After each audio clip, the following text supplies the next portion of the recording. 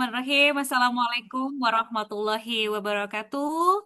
Selamat pagi, salam sejahtera bagi kita semua. Shalom, Om Swastiastu, Namo Buddhaya, salam kebajikan. Bapak Ibu hadirin yang berbahagia, senang sekali pada pagi hari ini, Sabtu tanggal 23 Agustus 2025, kita bisa bertemu dalam kegiatan yang sangat positif, webinar dengan tema optimalisasi kompetensi pedagogik menjadi pendidik adaptif di era transformasi pendidikan, yang dilaksanakan secara Zoom meeting oleh HIPMI, Himpunan Pendidik dan Pengajar Muda Indonesia.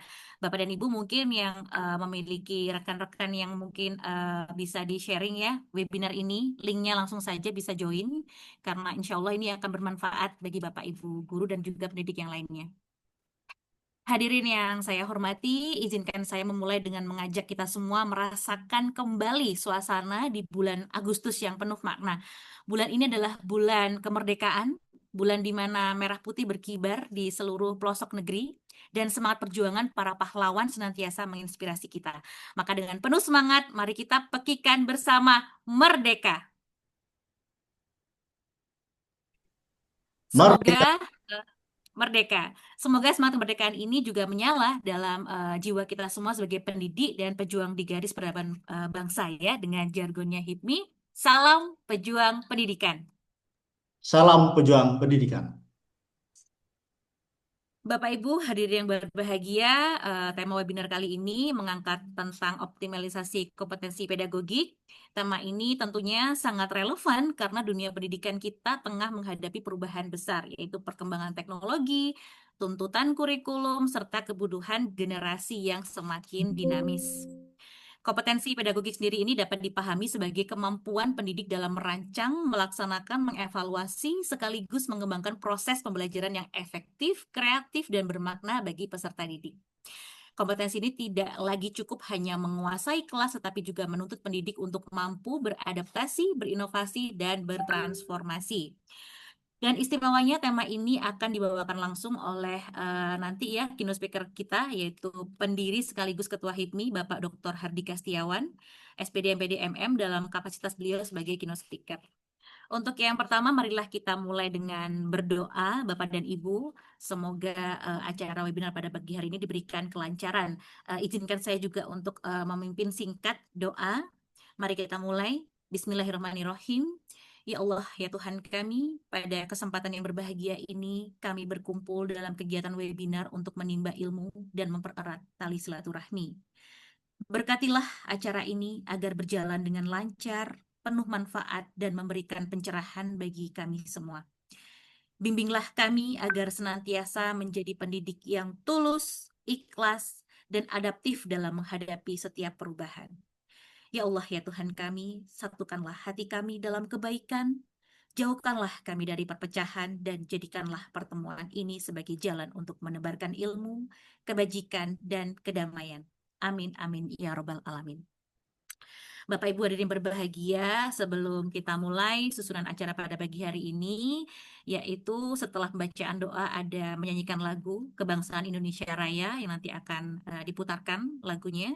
Kemudian sambutan dan pembukaan oleh Ketua HIPMI, keynote speaker-nya Bapak Dr. Hardika, dilanjutkan dengan materi oleh Bapak Dr. Ahmad Mukhlisin, dilanjutkan materi yang kedua oleh Dr. Aloysius, diskusi tanya jawab, dan setelah itu penutupan, penyerahan sertifikat, foto bersama, menyanyikan lagu Bagimu Negeri.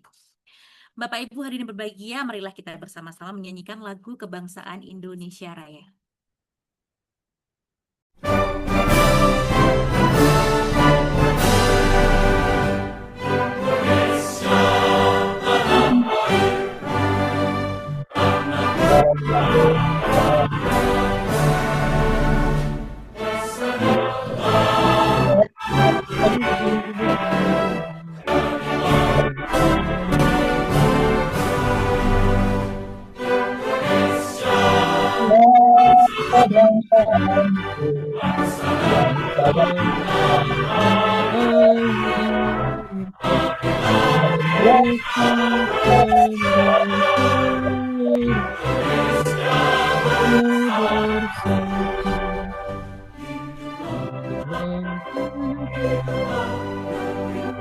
Bangsaku rakyat yang beriman, berdiri, bangunlah badanmu, bangkitlah pemikiranmu, bangkitlah bergerak bersama,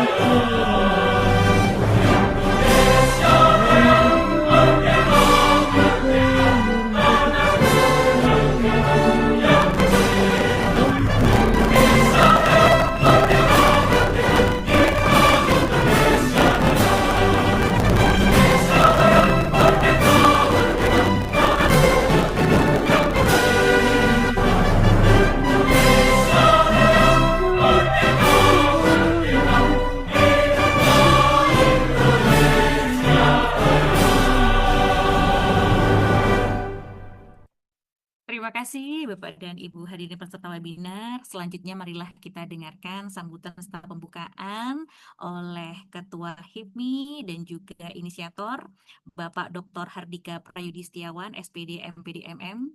Beliau ini selain menjadi Ketua HIPMI, seorang dosen pasca sarjana di Universitas Teknologi Surabaya. Pengalaman beliau mencakup dunia akademik, kemudian juga manajemen kualitas di Quantum HRM Internasional, teaching staff di ITS hingga analis di BCA. Tidak hanya itu, beliau juga pemegang berbagai sertifikasi internasional di bidang manajemen, human capital, hingga artificial intelligence. Kiprah beliau ini menjadikan beliau sebagai seorang pemimpin yang visioner, penggerak capacity building, serta inspirator bagi generasi pendidik muda. Kepada Bapak Dr. Hardika, saya persilahkan. Terima kasih Mbak Eliana atas perkenalannya. Bismillahirrahmanirrahim. Assalamualaikum warahmatullahi wabarakatuh. Waalaikumsalam warahmatullahi Waalaikumsalam warahmatullahi Selamat wabarakatuh. pagi Bapak dan Ibu sekalian. Salam sejahtera bagi kita semua. Salam, Om Swastiastu, Namo Buddhaya, salam kebajikan, Rahayu. Bapak Ibu hadirin yang kami hormati, sungguh syukur Alhamdulillah kita dapat bertemu kembali Bapak dan Ibu sekalian. Dalam beberapa waktu kita belum sudah lama tidak berjumpa melakukan kegiatan yang bermanfaat seperti pada pagi hari ini. Bismillahirrahmanirrahim. Alhamdulillah. Puji syukur malah kita aturkan kepada Allah Subhanahu wa taala dalam pada pagi hari ini kita bertemu dalam keadaan sehat untuk mengikuti serangkaian kegiatan yang eh, kita selenggarakan berkaitan dengan webinar untuk membahas topik yang sungguh menarik, yakni berkaitan dengan penguatan kompetensi pedagogik, yang mana kompetensi ini sungguh sangat diperlukan ya Bapak Ibu untuk kita sebagai pendidik, baik itu di tingkat Dikdasmen ataupun di tingkat Dikti.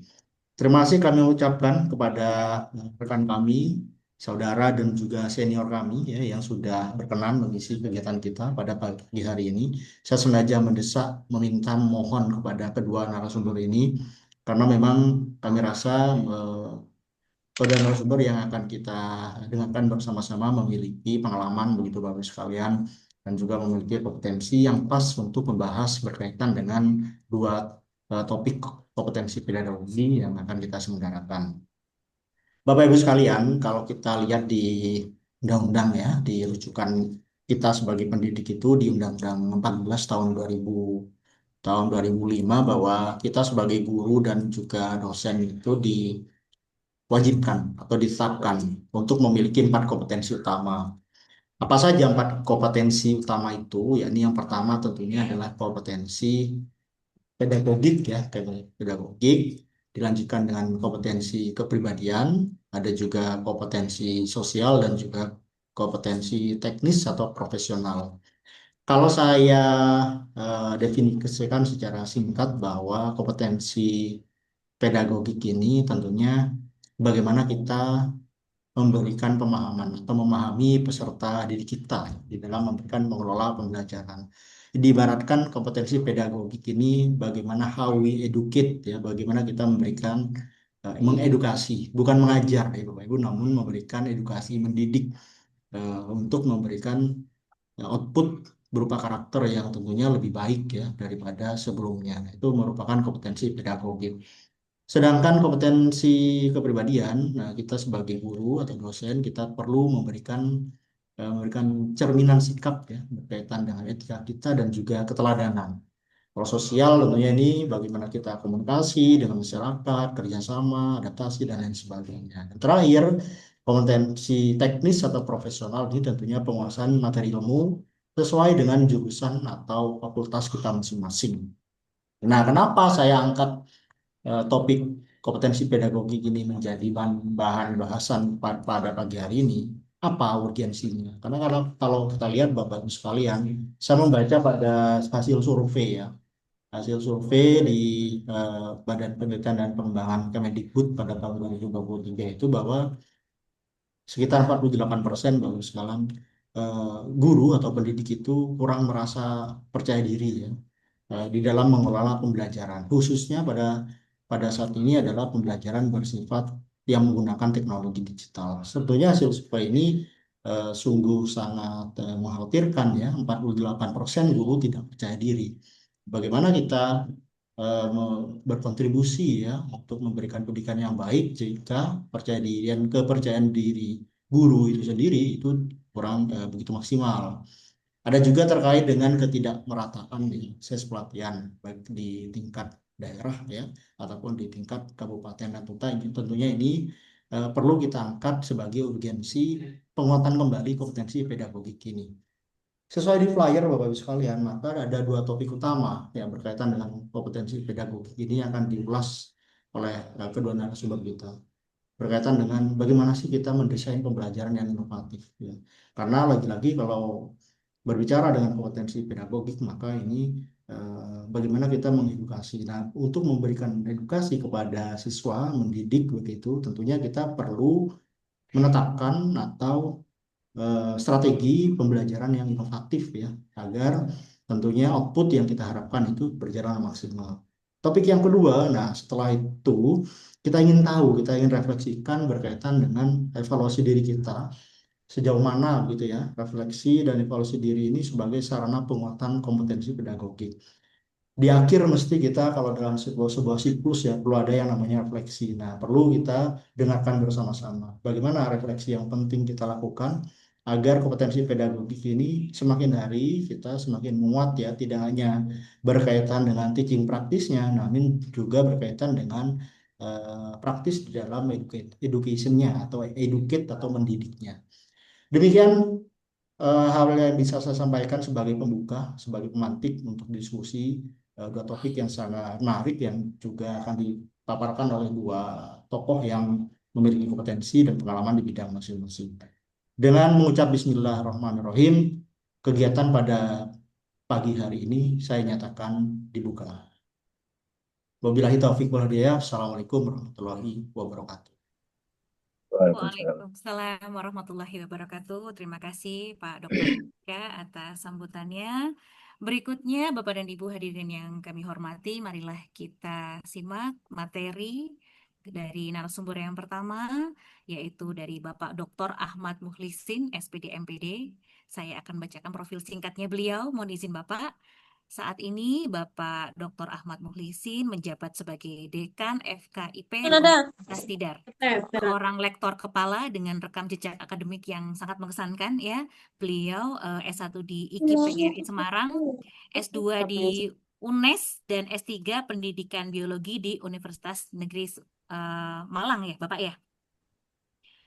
Beliau adalah peneliti yang produktif dengan lebih dari 20 publikasi bereputasi ya, Scopus, Sinta, Sinta 2, Sinta 3, juga pemegang H-Index Scopus 4 dan Google Scholar H-Index 13. Tulisan-tulisan beliau ini telah menjadi rujukan nasional juga dalam literasi sains dan pengembangan pedagogik. Dengan karya, kiprah, dan pengabdian beliau, beliau layak untuk kita hormati sebagai akademisi sekaligus penggerak pendidikan yang luar biasa. Kepada yang terhormat Bapak Dr. Ahmad Mukhlisin, SPD MPD, saya persilahkan untuk memberikan materinya. Baik, terima kasih. Assalamualaikum warahmatullahi wabarakatuh. Waalaikumsalam warahmatullahi wabarakatuh. Yang sama-sama kita hormati semuanya, Pak Hardika, Pak Dr. Hardika Prayudi Setiawan, ya. Ibu Eliana Anjarwati, Magister Manajemen, Bapak Ibu semuanya. Salam kenal Pak Aloysius dari Universitas Timor gitu ya. Salam kenal Pak. Bapak Ibu semuanya, teman-teman yang hari ini meluangkan waktu di hari Sabtu. Ya, seharusnya Sabtu ini kita nonton film apa yang baru itu, Merah Putih ya. Nah, karena sudah launching di bioskop, ya, perlu kita tonton. Nah, teman-teman semuanya berkait dengan kegiatan pada hari ini, optimalisasi kompetensi pedagogik ya, di mana saat ini kita tahu semuanya berkait dengan kompetensi pedagogik ya. Ada beberapa hal sudah terlihat ya bagi layar saya nggih. Sudah terbaca Sudah, Pak. Bapak, sudah. Ya. Saat ini kalau saya melihat dan teman-teman melihat kajian-kajian itu adalah saat ini merupakan era yang tidak bisa kita prediksi. Baik itu dari sisi kebijakan maupun yang lain. Kemarin kita masuk pada Merdeka Belajar, kurikulum Merdeka. Sekarang berkait dengan deep learning mendalam. Ya, nggak tahu besok apa lagi begitu ya. Yang tidak bisa kita prediksi. Dari sisi kebijakan pun tidak bisa. Dari sisi apa namanya alat ya, alat atau media yang digunakan juga tidak bisa kita prediksi. Artificial intelligence sudah sangat luar biasa dan beberapa hal sudah saling berkompetitif ya, mereka berkompetitif untuk saling memberikan suatu hal layanan yang juga itu tidak bisa kita prediksi. Oleh karena itu saya dalam hal ini mengajak teman-teman semuanya yang berkiprah di dalam dunia pendidikan, mengajak untuk mendidik manusia paripurna. Artinya ya unggul di dalam moral dan tentu harus berdampak bagi sesama, harus memberikan manfaat bagi sesama. Nah, oleh karena itu pada pagi hari ini saya menyampaikan berkait dengan learning transferable skill, di mana kompetensi yang bisa dipakai pada semua profesi dan ini menjadi hal dasar untuk bisa kita adaptif ya. Nah, ini biografi singkat saya. Nah, saya mulai dari dua hal rujukan filsafat berkait dengan manusia ya. Di mana manusia sebaik-baik manusia itu kan yang bermanfaat. Tentu kita harus memberikan sumbangsih kita, niat kita kalau menjadi pendidik berarti niat yang baik ya, bermanfaat untuk semuanya ya. Tidak terlepas sekarang sedang ramai berkait dengan gaji guru, gaji dosen, gaji pendidik ya. Kemarin baru rame tukin, sekarang rame tentang guru bukan beban negara dan segala macam ya. Terlepas dari itu semuanya perlu kita memiliki kesadaran yang baik berkait dengan kebermanfaatan ini. Yang kedua, terkait dengan pendidikan itu menuntun segala kodrat ya. Artinya untuk mencapai kebahagiaan itu kita harus mampu menuntun manusia itu sesuai dengan kodratnya. Nah, dua hal ini yang mendasari filosofi yang mendasari kita semuanya di dalam proses pelaksanaan pembelajaran ya.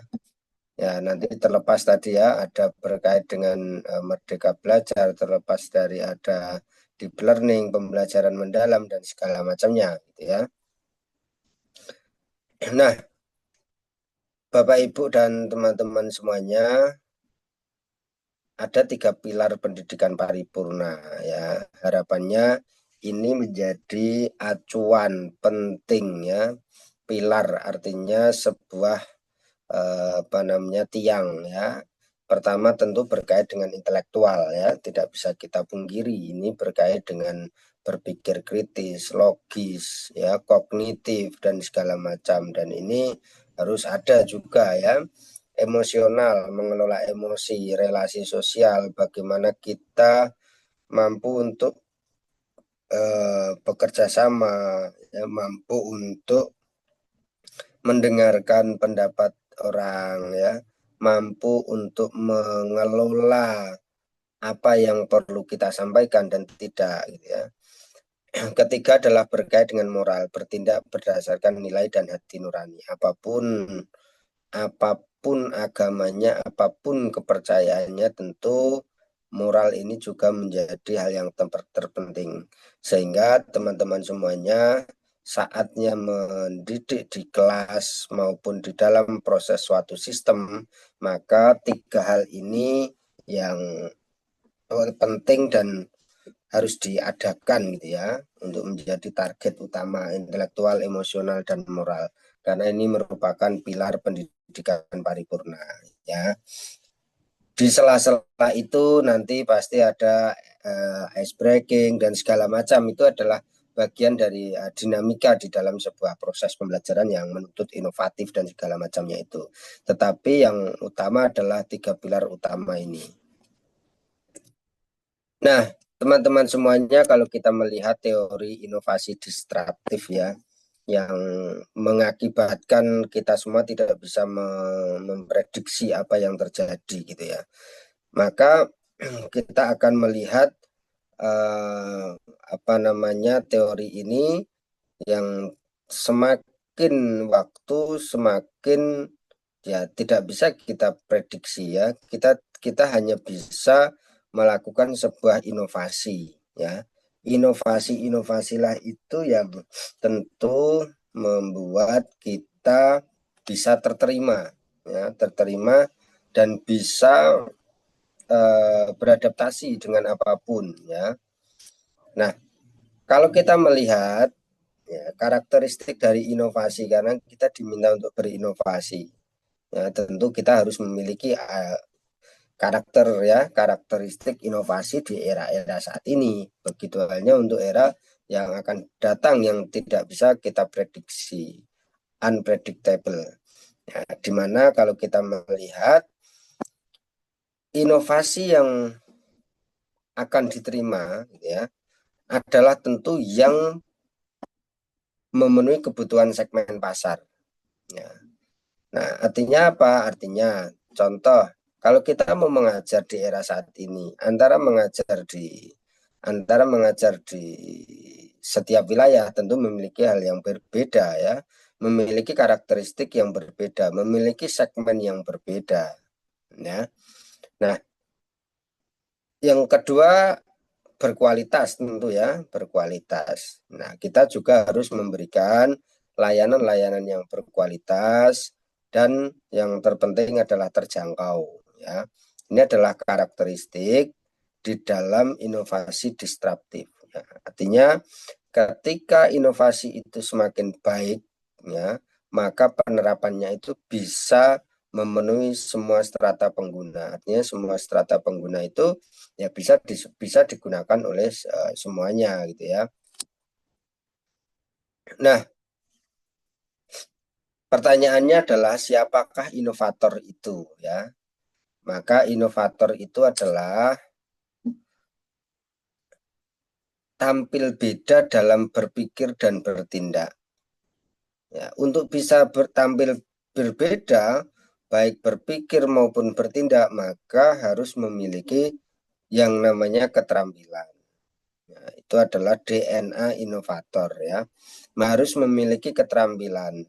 Nah, salah satu keterampilan di dalam guru tadi disampaikan oleh Pak Dr. Hardika adalah keterampilan pedagogik ya. Nah, ini tentu kita tinggal melakukan yang namanya tampil beda dalam berpikir dan bertindak. Keterampilannya kan melalui pedagogik ya. Nah, ini menjadi satu rangkaian ya. Nah, ini adalah konsep teori tentang keahlian yang dapat digunakan di semua profesi ya. Kalau saudara mungkin Bapak Ibu semuanya membaca tentang keterampilan abad 21, bla bla bla bla begitu ya, banyak sekali ya. Tapi saya lebih cenderung pada karena masa yang tidak bisa kita prediksi, keadaan yang tidak bisa gitu ya, baik dari sisi kebijakan, sisi teknologi dan segala macam, maka perlu kita memfasilitasi di dalam proses kita itu hal-hal penting seperti transferable skill ya. Ini adalah skill, keahlian yang dapat digunakan di semua profesi. Kita tidak bisa menuntut seseorang contohnya sekarang mengambil pendidikan biologi ya untuk jadi seorang guru ya. Bisa jadi lain cerita nantinya ya. Belum tentu dia menjadi seorang guru pendidikan biologi juga ya. Walaupun ya 90% itu niat untuk menjadi seorang guru. Nah, kalau saatnya tidak menjadi seorang guru, maka itu adalah kewajiban kita juga untuk menekankan keterampilan-keterampilan ini. Yang pertama berkait dengan keterampilan critical thinking ya. Kita tahu semuanya berpikir kritis ya. Komunikasi dan teknologi ya. Berkait dengan validasi sebuah informasi ya, bagaimana bisa kita mengkomunikasikan ya, dan bagaimana bisa menggunakan teknologi sebagai tool ya, sebagai alat untuk membantu manusia ya, membantu manusia di dalam kehidupan sehari-hari. Nah, ini yang juga Bapak Ibu penting untuk Bapak Ibu semuanya memastikan di dalam proses pembelajarannya itu mengakomodir terkait dengan ini ya, terkait dengan keahlian-keahlian yang digunakan di semua profesi ya. Nah, apa implikasinya di dalam pendidikan ya? Tentu di dalam institusi ya. Kalau itu bersifat institusi maka perlu untuk membuat layanan-layanan ya, layanan-layanan inovasi tentang bagaimana segmen untuk pembelajaran jarak jauh ya. Bagaimana kita bisa bekerja di dalam sebuah pembelajaran ya. Banyak sekali sekarang LMS, tetapi LMS itu perlu juga untuk kita inovasikan ya. Inovasi untuk bisa pembelajaran jarak jauh, kualitasnya tetap terjaga ya, terjangkau gitu ya. Nah, implikasinya terhadap instruksional seperti kita gitu ya, maka kita harus mampu untuk memfasilitasi pembelajaran inquiry, pemecahan masalah ya, pembuatan proyek ya. Nah, ini menjadi hal yang penting ya, menjadi hal yang penting, tetapi juga tidak meninggalkan tadi ya tiga pilar pendidikan paripurna ya.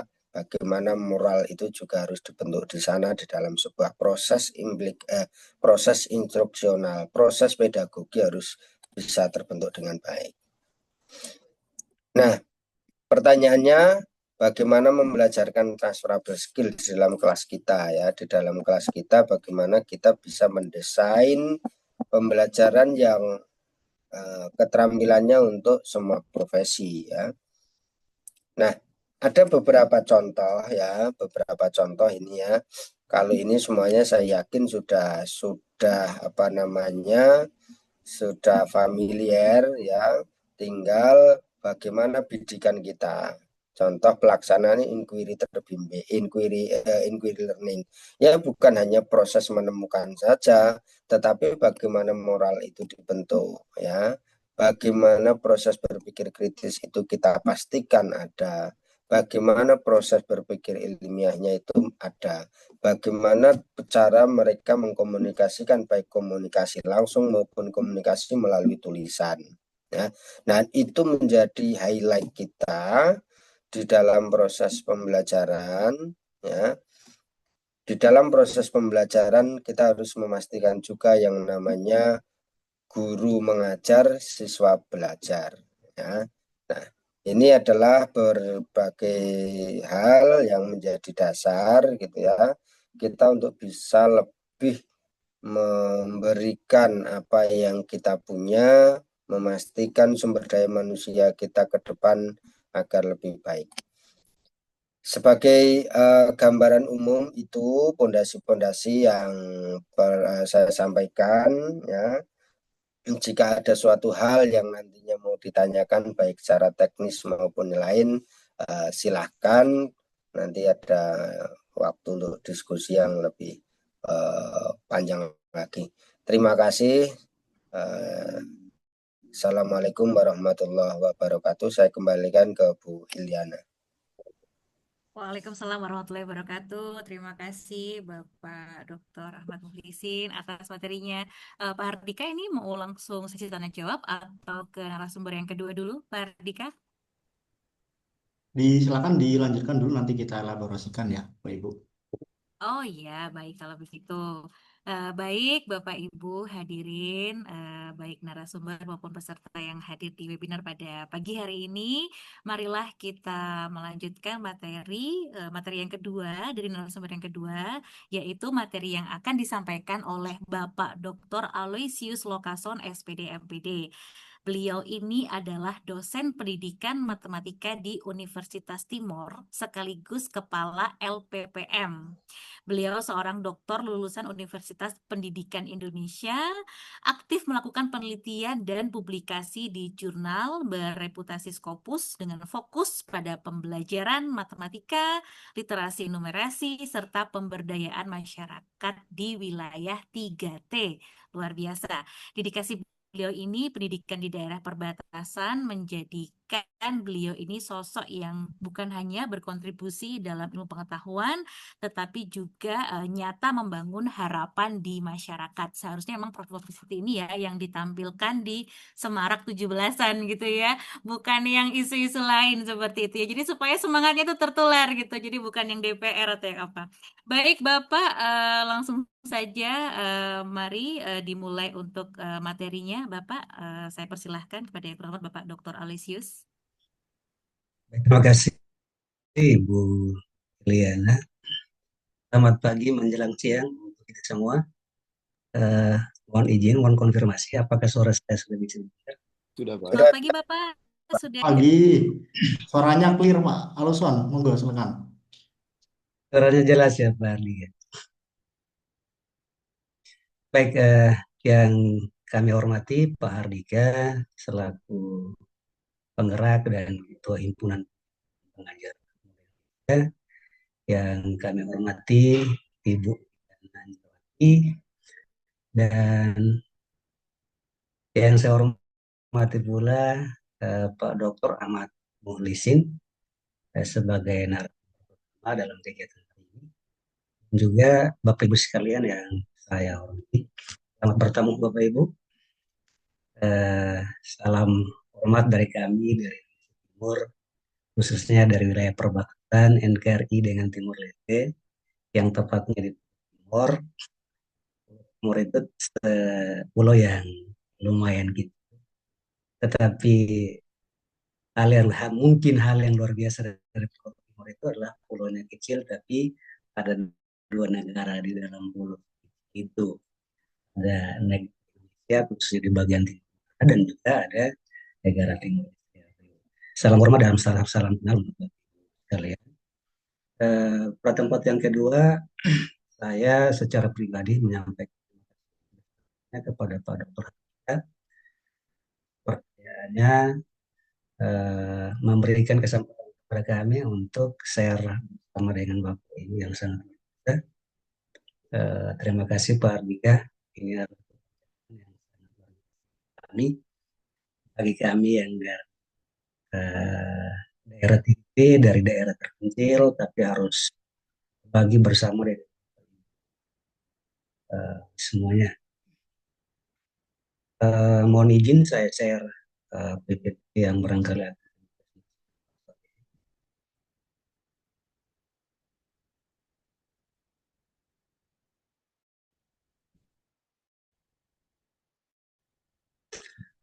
Sudah bisa dilihat Bapak Ibu? Sudah tampak Pak Aloh. Ya, jadi materi yang disampaikan oleh Pak Hardika untuk kemudian Bapak Ibu terkait dengan refleksi dan evaluasi diri sebagai sarana penguatan kompetensi. Ketika kita melihat dari materi ini, sebenarnya konteksnya adalah bagaimana kita sebagai seorang pendidik, bagaimana kita sebagai seorang guru, sebagai seorang dosen melakukan kegiatan refleksi dan juga kegiatan evaluasi diri dengan tujuannya adalah untuk memperbaiki kualitas persiapan, kualitas hasil belajar. Eh, ini kurang lebih ruang lingkup materi yang kami sampaikan. Yang pertama sekali akan terkait dengan bagaimana konsep dasar dari refleksi dan juga diri, dan di antara dua konsep tersebut bagaimana yang berikutnya adalah terkait dengan manfaat dari kita sebagai seorang guru dalam melaksanakan kegiatan refleksi dan evaluasi diri. Dan ada beberapa contoh instrumen refleksi dan evaluasi diri yang digunakan oleh kita sebagai seorang guru, sebagai seorang dosen dalam melakukan refleksi maupun evaluasi diri. Dan yang berikutnya terkait dengan beberapa model yang akan ditawarkan kepada kita yang barangkali bisa digunakan untuk melakukan kegiatan refleksi maupun evaluasi diri. Dan konsep yang terakhir itu adalah terkait dengan bagaimana membangun mindset pembelajar panjang hayat, pembelajar hidup. Ya, kita mungkin start dari konsep refleksi dan evaluasi diri, Bapak. Ya. Dua kata refleksi dan evaluasi diri ini ketika lihat ini adalah dua hal yang sulit-sulit. Namun kita bisa melihat bahwa sebenarnya refleksi itu adalah kegiatan meninjau kembali atau kegiatan melihat kembali praktek mengajar yang sudah dilakukan, baik itu dengan metode, baik itu dengan media pendidikan, bahkan sampai dengan bagaimana interaksi antara seorang guru atau seorang dosen dengan siswa dan mahasiswa dalam kelasnya. Itu adalah konteks dari refleksi. Sedangkan evaluasi diri itu adalah suatu kegiatan yang dilakukan setelah adanya refleksi. Ini menunjukkan bahwa tingkatan dari kegiatan refleksi dan juga evaluasi adalah refleksi dilakukan lebih dahulu dari hasil refleksi yang kita lakukan, yang kita dapatkan, baru dilanjutkan dengan kegiatan evaluasi diri. Evaluasi diri itu adalah kegiatan menganalisis pengalaman dan mengevaluasi tindakan dan keputusan yang bahkan sampai dengan bagaimana merumuskan langkah-langkah perbaikan untuk proses ini adalah dua konsep dan evaluasi diri agar kita bisa menempatkan posisi di mana kita melakukan refleksi dan juga melakukan evaluasi diri. Sinergi antara kedua konsep dasar ini, atau konsep dasar refleksi dan evaluasi ini, seperti yang dikatakan tadi bahwa refleksi itu dilakukan lebih dulu, mendahului kegiatan evaluasi diri, maka dapat kita katakan bahwa refleksi itu adalah fondasi dari evaluasi. Yang artinya bahwa refleksi itu dilakukan terlebih dahulu, setelah kita dapatkan hasil-hasil refleksi, baru dilanjutkan dengan evaluasi diri. Atau dengan kata lain, kegiatan evaluasi diri itu akan dilakukan berdasarkan hasil dari refleksi yang sudah dilakukan. Ini adalah sinergi atau hubungan antara refleksi dan juga evaluasi diri. Apa manfaat bagi kita sebagai seorang guru, bagi kita sebagai seorang dosen, seorang pendidik, melakukan kegiatan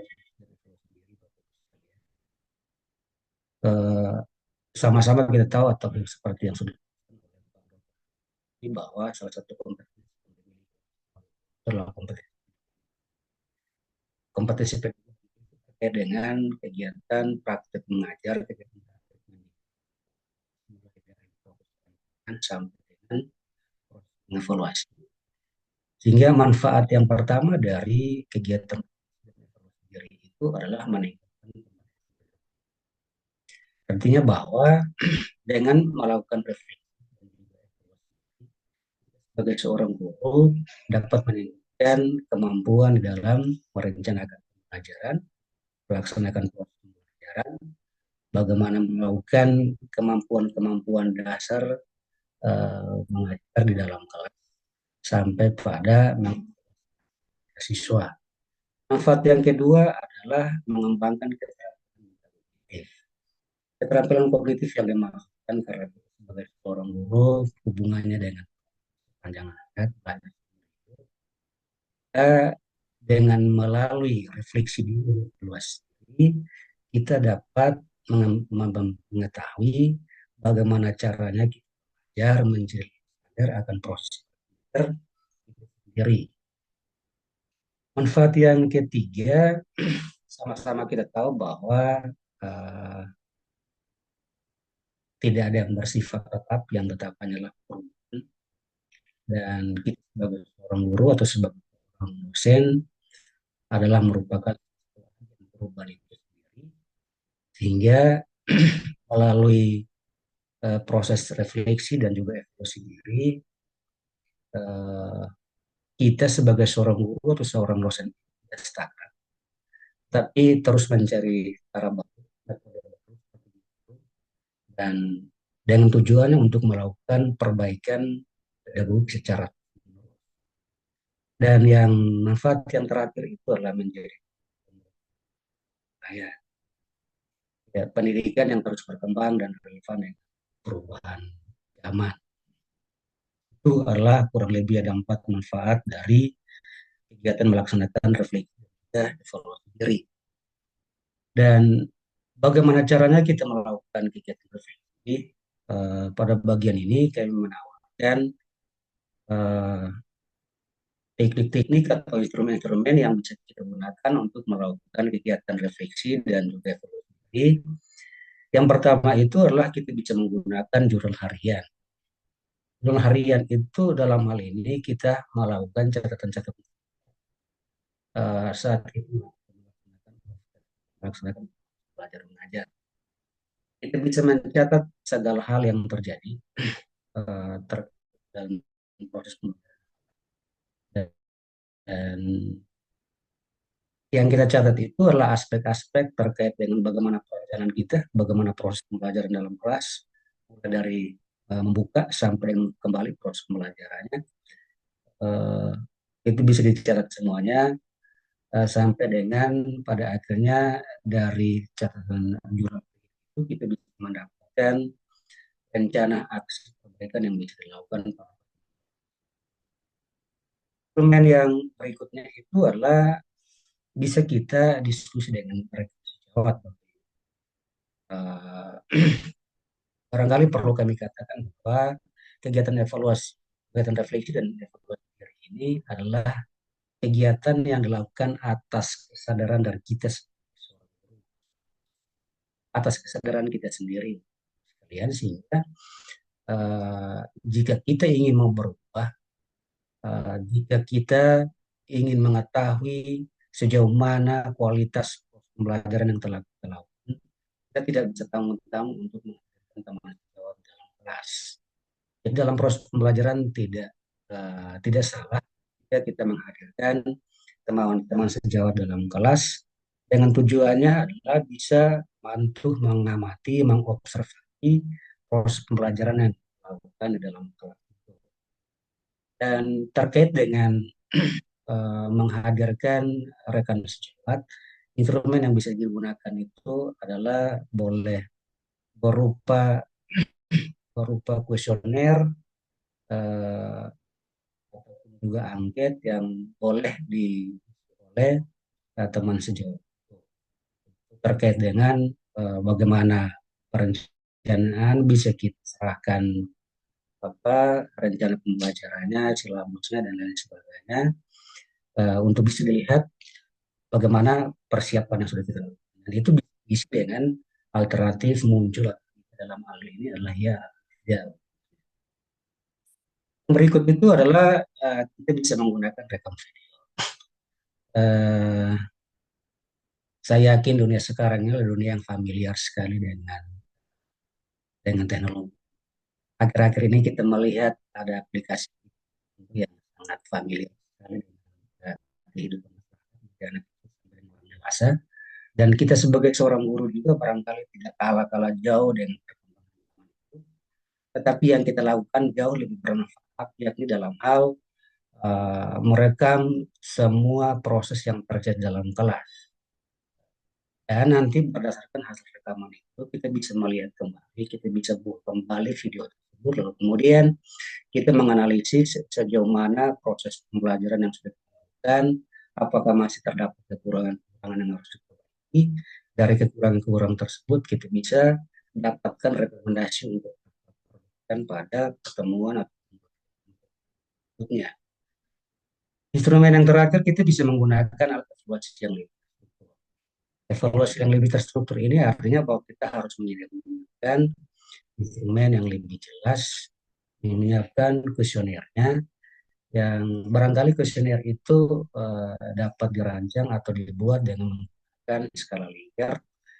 Dalam hal ini, untuk setiap aspek yang nanti harus dievaluasi, untuk setiap aspek yang nanti harus dievaluasi itu bisa diisi dengan kemungkinan apakah belum, apakah cukup, baik, atau dengan sulit.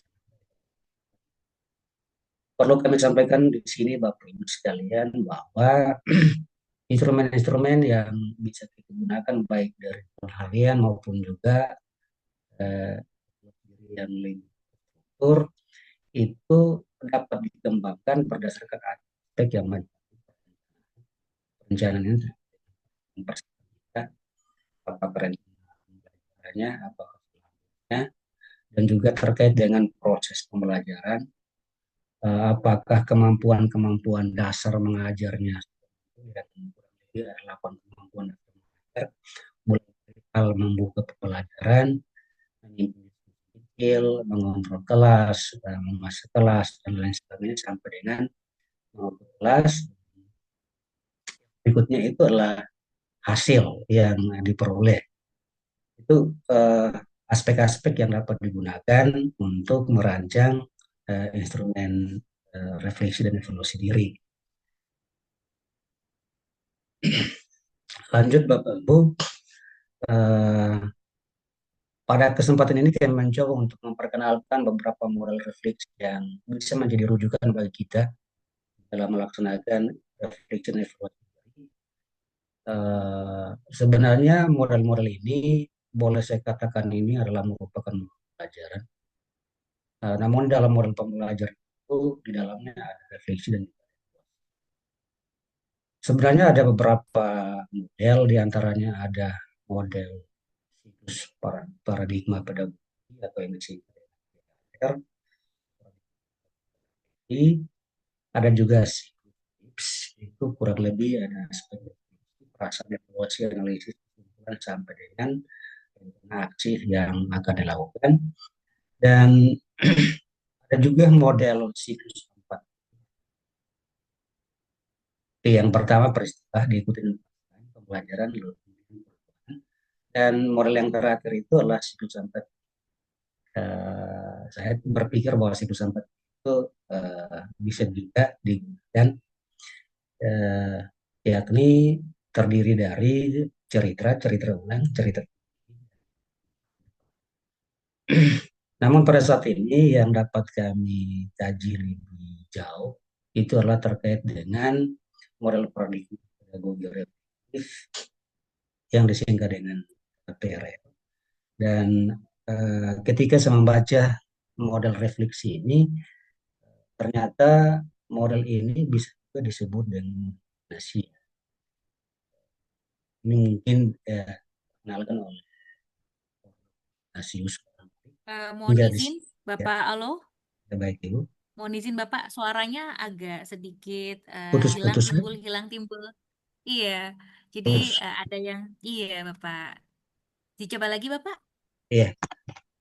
Mohon izin Bu, ini sudah jelas Bu.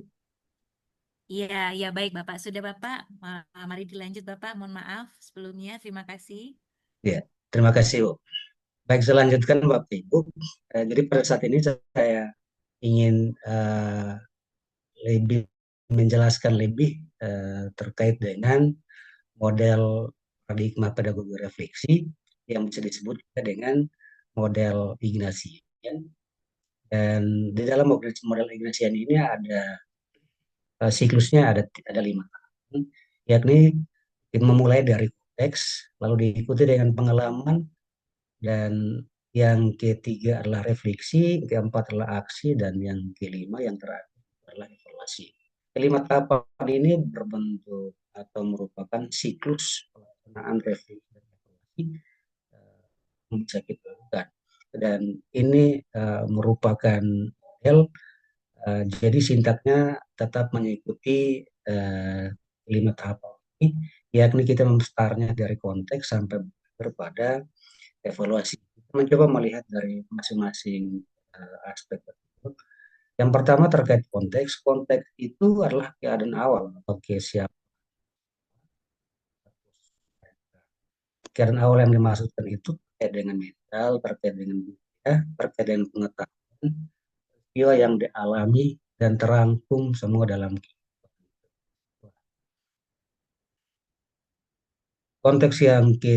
konsep yang kedua adalah berupa pengalaman, dan pengalaman yang dimaksudkan itu adalah pengalaman yang benar-benar terjadi atau pengalaman yang dialami oleh siswa dalam proses pembelajaran. Kalau diberikan contoh, misalkan ketika kita melaksanakan proses pembelajaran di kelas, apakah siswanya aktif, apakah siswanya pasif saat berdiskusi, dan lain-lain sebagainya. Itulah pengalaman-pengalaman yang bisa kita dalam proses pembelajaran. Kemudian apa yang ketiga adalah refleksi. Ini kita melihat kembali, meninjau kembali dengan penuh perhatian terkait dengan konteks, terkait dengan pengalaman yang sudah berlangsung saat proses pembelajaran tersebut. Yang berikut itu aksi. Itu adalah niat konkret berdasarkan pemaknaan pengalaman dan refleksi. Artinya bahwa dari pengalaman, dari refleksi yang sudah, lalu kita melakukan aksi, melakukan niat konkret berdasarkan proses-proses sebelumnya itu. Lalu yang terakhir itu adalah melakukan evaluasi, kegiatan meninjau kembali kemajuan ataupun juga kekurangan yang terjadi dalam proses. Lalu kemudian pada evaluasi kita melakukan penilaian yang tidak fokus saja pada aspek kognitif, tapi kita mengevaluasi juga terkait dengan aspek afektif maupun juga aspek motor atau mahasiswa. Pada kesempatan ini saya mencoba untuk memberikan contoh bagaimana kita melakukan refleksi dan evaluasi diri berdasarkan model PRR, Bapak Ibu. Misalkan konteksnya adalah bahwa di dalam kelas, ketika proses pembelajaran berlangsung, ketika siswa diajak untuk ternyata ada siswa yang kurang antusias pada saat diskusi. Mereka itu lebih cenderung diam dan pasif. Ketika ditanya, ketika diarahkan untuk walaupun kita mencoba memancing dengan pertanyaan-pertanyaan pemantik, tapi siswanya lebih cenderung dan tidak memberikan respon. Berdasarkan konteks itu, maka kita bisa mencatat pengalaman antara lain, itu mencoba memancing diskusi dengan topik, misalkan saya kasih contoh, ini kebetulan ya, taman kuadrat. Kita menyiapkan beberapa pertanyaan-pertanyaan pemicu. Namun ternyata dari pertanyaan-pertanyaan itu hanya beberapa orang saja yang bisa aktif. Tapi secara keseluruhannya masih terlihat ini diam saja. Dan dari pengalaman ini kita bisa meninjau kembali apakah metode, strategi, model, atau pendekatan yang kita lakukan mungkin saja belum berhasil melibatkan siswa untuk terlibat secara. Lalu langkah yang berikutnya itu adalah kita melakukan refleksi. Jadi sebenarnya refleksi ini adalah bisa kita nyatakan dalam bentuk pertanyaan-pertanyaan reflektif yang bisa kita lakukan. Misalkan, mengapa sebagian besar siswa kurang aktif? Kita bisa melihat kembali. Pertanyaan yang lain misalkan, mengapa pertanyaan saya eh, apakah terlalu sulit atau kurang menarik? Ataukah narasinya tidak dipahami oleh siswa? Jadi kita bisa membuat pertanyaan-pertanyaan reflektif untuk melihat kembali sebenarnya apa yang sudah saya lakukan saat pembelajaran sehingga ada konteks dan juga pengalaman yang yang kurang aktif saat. Lalu kemudian berdasarkan refleksi itu maka kita mencoba untuk membuat aksi. Misalkan kalau saat pengalaman siswa yang kurang aktif itu karena ketika siswanya diajak untuk berdiskusi dan diskusinya disampaikan secara umum. Mungkin kita merubah formatnya. Format diskusi yang kita gunakan mungkin siswanya dibagi menjadi beberapa kelompok yang mungkin hanya terdiri dari dengan harapan bahwa setiap kelompok kecil yang terdiri dari 3 4 orang itu bisa aktif saat berdiskusi. Lalu yang berikutnya itu adalah eh, pertanyaan-pertanyaan yang kita berikan barangkali harus lebih eh, diatur secara bagus dengan tujuannya untuk bisa tidak menimbulkan makna yang tidak dipahami. Di sini saya memberikan contoh bagaimana caranya kalian menyelesaikan permasalahan sistem pertemuan linear dua variabel ini menggunakan metode eliminasi. Mengapa saya memberikan contoh ini? Karena terkadang kita tidak memberikan contoh yang lebih spesifik, tapi hanya menyampaikan saja soal secara umum. Itu bisa membuat siswa bingung untuk menyelesaikan kira-kira dengan metode apa selesaikan soal ini yang lebih dini. Aksi yang berikutnya itu adalah bisa mencoba menerapkan atau menggunakan model-model pembelajaran yang mungkin lebih memfasilitasi partisipasi aktif siswa.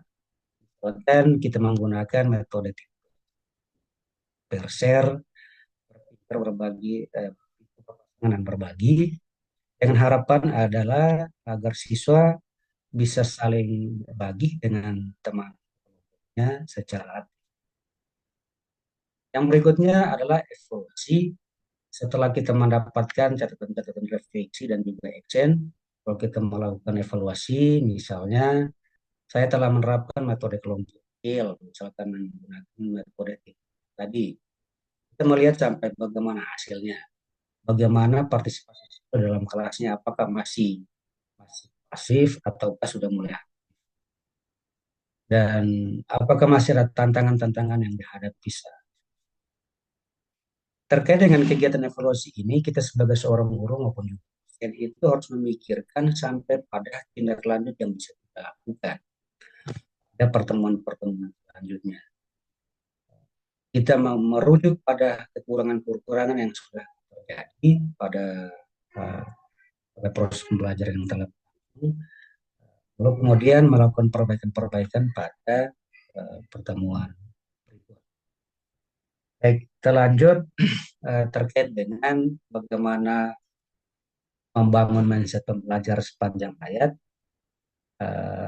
Saya mencoba untuk memulai dengan definisi bahwa mindset pembelajar sepanjang hayat ini sebenarnya menjadi kunci untuk menjaga relevansi, kualitas, dan profesionalisme kita sebagai seorang pendidik. Dengan mindset ini, guru senantiasa terbuka pada hal-hal baru, reflektif pada praktik mengajar, dan melakukan pengembangan. Pembelajar sepanjang hayat itu adalah aktivitas belajar yang berlangsung secara terus-menerus. Baik itu melalui pembelajaran formal, Bapak Ibu sekalian, kita tidak puas dengan apa yang sudah kita lakukan saat ini. Maksudnya bahwa kita tidak merasa puas sudah menjadi guru. Pun melalui pendidikan formal kita tidak puas sudah bergelar S2 ataupun juga S3.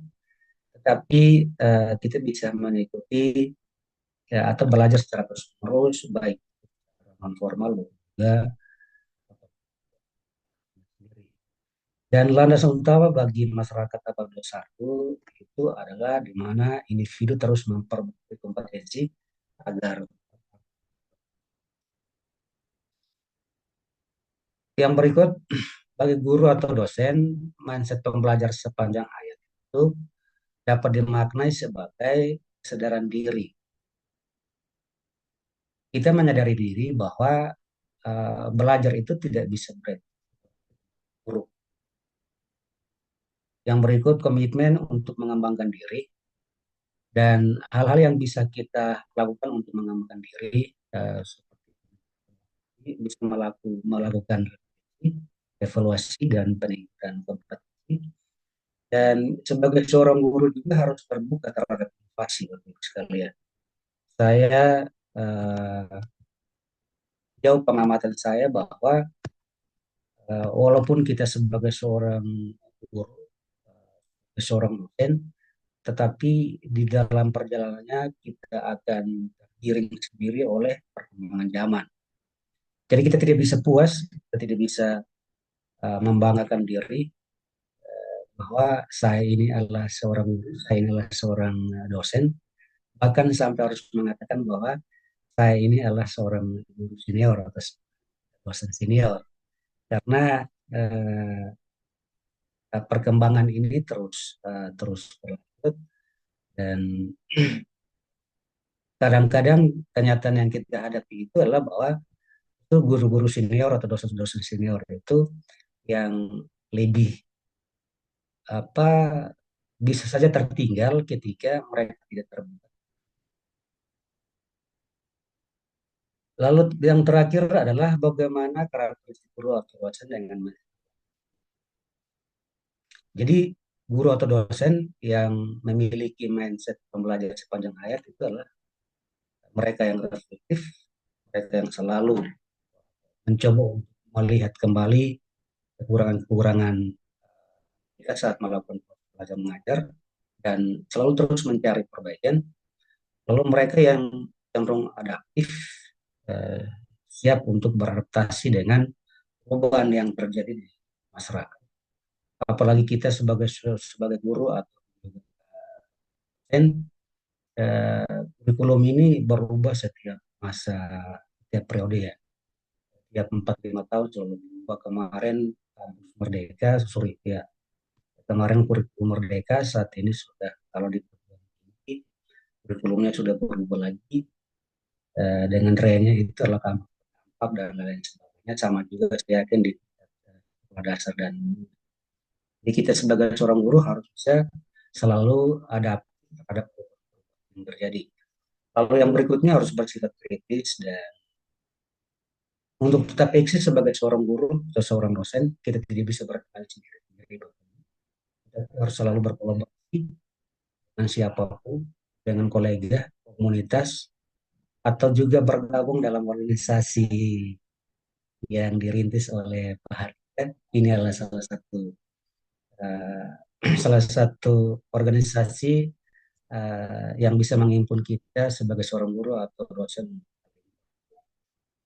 Dan berikutnya adalah inovasi. Baik, hal terakhir adalah kesimpulan yang dapat kami sampaikan bahwa sebenarnya refleksi dan evaluasi ini bukanlah kegiatan supervisi. Refleksi dan evaluasi tidak harus dilakukan oleh pihak lain, misalkan oleh supervisor atau oleh reviewer atau oleh yang menakutkan. Tapi refleksi dan evaluasi diri itu dilakukan atas dasar kesadaran kita sendiri. Dengan tujuannya untuk apa? Dilakukan dengan tujuan untuk memperbaiki kinerja, memperbaiki proses pembelajaran demi kemaslahatan bangsa. Yang kedua terkait dengan membangun mindset pembelajaran sepanjang hayat bagi kita. Itu merupakan fondasi penting dalam menghadapi dinamika pendidikan. Guru yang reflektif, adaptif, dan berorientasi pada pengembangan diri tidak hanya meningkatkan profesional, tapi juga menjadi teladan nyata bagi siswanya dalam menumbuhkan semangat belajar. Baik, barangkali ini saja yang dapat kami sampaikan, Bapak Ibu. Kurang lebihnya kami sampaikan permohonan. Terima kasih. Saya kembalikan kepada Ibu moderator. Baik, terima kasih banyak Bapak Dr. Aloysius yang sudah menyampaikan materinya. Bapak dan Ibu, sebelum masuk ke sesi pertanyaan, izinkan saya untuk sedikit mengulas ya tentang apa yang sudah disampaikan oleh para narasumber. Yang pertama yaitu dari Bapak Dr. Ahmad Mukhlisin, SPD MPD. Beliau memaparkan materi yang sangat bagus ya. Yang pertama itu adalah pendidikan harus membentuk manusia paripurna, yaitu unggul dalam intelektual, emosional, sekaligus moral. Kemudian pendidik di era disrupsi dituntut untuk menjadi inovator dengan transferable skills yang bisa diaplikasikan di berbagai bidang. Kemudian keterampilan ini dapat dikembangkan melalui model pembelajaran aktif seperti inquiry learning, problem based learning, project based learning, hingga game based learning. Guru dan dosen tidak hanya mengajar, tetapi juga memfasilitasi lahirnya keterampilan berpikir kritis, kolaborasi, komunikasi, dan pemecahan masalah. Dengan landasan ini, kita diingatkan bahwa mendidik bukan hanya sekedar transfer ilmu, tetapi juga pembentukan karakter dan keterampilan hidup yang relevan dengan zaman saat ini. Kemudian terima kasih juga untuk materi dari Bapak Dr. Aloysius Lokason, Bapak. Ya. Selanjutnya saya juga akan mengulas sedikit bahwa yang disampaikan tadi adalah RED ya Pak ya, refleksi evaluasi diri yang merupakan kunci penguatan kompetensi pedagogik, di mana pendidik yang mau merefleksikan praktiknya akan terus berkembang. Proses refleksi ini meliputi meninjau pengalaman mengajar, mengevaluasi strategi, hingga menyusun rencana-rencana perbaikan. Nah, instrumen refleksi ini bisa sederhana, mulai dari menulis catatan, meminta masukan sejawat, hingga merekam pembelajaran. Dengan refleksi, pendidik membangun mindset pembelajar sepanjang hayat yang membuat mereka lebih adaptif, kritis, inovatif, dan juga kolaboratif. Kemudian terakhir, pendidik yang konsisten melakukan refleksi tidak akan stagnan, melainkan selalu mencari cara baru untuk membuat pembelajaran lebih efektif. Nah, intinya refleksi bukan sekedar evaluasi teknis, tapi juga proses personal untuk tumbuh sebagai pendidik yang relevan dengan perubahan zaman. Begitu ya Bapak ya. Baik Bapak Ibu hadirin yang saya hormati, kami akan membuka ruang diskusi. Silahkan mengajukan pertanyaan atau berbagi pengalaman ya tentang bagaimana sih materi pada yang disampaikan oleh dua narasumber tadi. Yang pertama yaitu tentang pembelajaran desain yang inovatif yang berpusat pada peserta didik. Yang kemudian kedua adalah RED ya, refleksi dan evaluasi diri sebagai sarana penguatan kompetensi pedagogik. Tadi sudah ada satu yang sudah raise hand. Yang pertama, saya persilahkan dulu kepada Bapak Taufik asal Sumatera Utara. Mari Bapak diusahakan bisa open cam ya. Nanti setelah Bapak Taufik ini sudah ada yang raise hand juga Bapak Bambang Ferianto. Ya, mari Bapak Taufik sudah siap? Boleh dinyalakan mic-nya Bapak? Bapak Taufik? Moderator, halo. Iya. Bapak Taufik? Iya. Apakah suara saya terdengar Bapak? Ini sudah open cam beliaunya. Oke, oke. Oh ya, Dengar, sepertinya. dengar. Ya, sepertinya beralih. Ya, Bapak Taufik sudah ya Bapak ya? Ya, Assalamualaikum warahmatullahi wabarakatuh. Waalaikumsalam warahmatullahi wabarakatuh. Izin kepada moderator, ingin bertanya saya kepada dua narasumber Oh, langsung yang kepada dua sangat luar narasumber ya Bapak biasa ya? Iya, dalam iya. paparan materinya. Ya, kepada dua narasumber, sebelumnya perkenalkan saya Taufik asal Sumatera Utara. Begitu sulitnya kita sebagai seorang pendidik memutar isu kalau pedagogi sangat berdampak kepada peserta didik. Di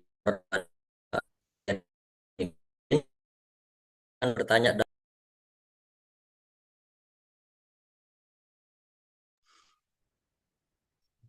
Tuh.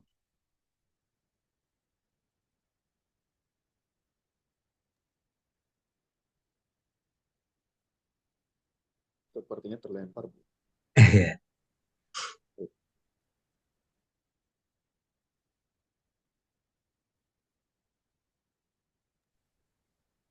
Suaranya Mbak Eliana belum belum dibuka. Oh iya, suara saya ya. Iya, Pak Taufik tadi suaranya putus-putus. Begitu, Bapak. Mungkin bisa ke diulang kembali atau mungkin ditulis dalam chat nanti akan saya bacakan. Begitu, Pak Taufik. Tadi ya beliau baik-baik. bertanya kepada keduanya ya, Bapak ya. Ya, Oh, ini sudah jelas, sudah jelas. Ya. oke oke oke. Langsung saja ya dua Ini pertanyaan jelas, kepada Bapak ya. narasumber. Mungkin kawan-kawan yang lain akan menanyakan materi, namun saya di luar materi yang sudah terjadi pada hari ini. Pertama, apa tanggapan daripada narasumber mengenai pernyataan daripada Menteri Keuangan mengenai guru adalah sebagai beban bagi pemerintah, benar nggak? Apa tanggapan bagi narasumber? Itu yang pertama. Dan yang kedua, bagaimana komentar narasumber mengenai hari ini DPR digugat untuk dibubarkan? Itu isu-isu yang panas. Sedangkan narasumber adalah sebagai doktor, guru, dosen yang ada di masyarakat. Mohon tanggapan dan komentar daripada dua narasumber tersebut yang menjadi pegangan bagi kami di masyarakat. Sekian, terima kasih. Iya, Bapak Taufik, terima kasih atas pertanyaannya. Pak Ardika, mohon izin ya, ini berurutan saja ya, berdasarkan urutan narasumber tadi. Narasumber pertama mungkin dari Bapak Dr. Muhlisin terlebih dahulu ya, izin ya Bapak Dr. Alo ya. Terima kasih Pak Taufik. Pertanyaannya berat ini. Ya, baik Pak Taufik. Ya, ini dalam rangka kita diskusi ya, menganalisis yang pertama, memang saat ini kita media itu sangat luar biasa gitu ya. Tentu apa yang terus-menerus media itu berikan akan menjadikan sebuah konflik kognitif di kepala kita kalau memang itu ada suatu hal yang tidak sama gitu ya. Kalau kita melihat yang beredar saat ini sedang rame, ternyata yang video yang asli itu tidak seperti itu, tidak berarti bahwa guru itu beban versinya beliau. Tetapi di sisi Ya, lain saya kita benar. ya, tapi di sisi lain saat ini pun kalau kita melihat perlu memang ada konteks kita harus mandiri ya, mandiri dari sisi keuangan, baik itu pengelolaan institusi maupun yang lain gitu ya. Agar apa? Agar kita bisa memberikan kontribusi lebih. Memang kalau kita berbicara berkait dengan kesejahteraan ini sangat sensitif ya, tetapi perlu juga kita tetap berpegangan pada aturan yang ada. Contohnya begini. Ada guru-guru kita, teman-teman guru kita yang berada di swasta, ada yang ada di negeri. Ya, kalau itu harus sama kesejahteraannya tentu memerlukan suatu regulasi yang sangat luar biasa karena pada konteksnya guru swasta miliknya yayasan, ya, guru PNS miliknya negara menjadi tanggungan negara. Kalau harus sama, nah ini yang perlu ada regulasi yang sangat luar biasa karena undang-undang berkait dengan yayasan dan segala macam itu adalah haknya oleh semuanya ya. Nah, ini perlu kita lihat bersama. Itu yang pertama. Tentu kita tidak serta-merta melihat dari satu sisi ya, kita harus melihat dari berbagai macam sisi ya. Memang mau di model apapun guru itu adalah pelita Indonesia. Tapi saat dibilang menjadi beban itu menjadi hal luar biasa gitu ya. Tapi di sisi lain kita juga tadi perlu kami sampaikan dalam pengelolaan institusi kita diberi sedikit otonom ya. Kalau istilahnya di perguruan tinggi itu ada perguruan tinggi BLU, ada perguruan tinggi PTNBH, bukan perguruan tinggi Satker ya. Nah, ini bagaimana fleksibilitas untuk bisa kita meningkatkan kesejahteraan kita melalui SDM yang ada, melalui yang ada sebagai bagian yang tidak terpisahkan untuk peningkatan kesejahteraan. Ya. Kalau saya saat ini mendukung sekali program-program pemerintah yang saat ini seperti peningkatan kesejahteraan guru ya. Saat ini diupayakan penghabisan guru tertentu di tahun 2025 ini ya. Sampai Desember bentar lagi sudah ada lagi. Ini sudah guru tertentu tahap 2. Rencananya 1 tahun ini nanti akan ada 5 atau 6 gelombang untuk guru tertentu, dan itu bukan untuk guru di negeri saja tetapi di sekolah swasta juga gitu ya. Nah, ini menjadi hal yang terobosan yang sangat luar biasa ya. Kalau dulu harus mengikuti PLPG, harus mengikuti apa? Harus mengikuti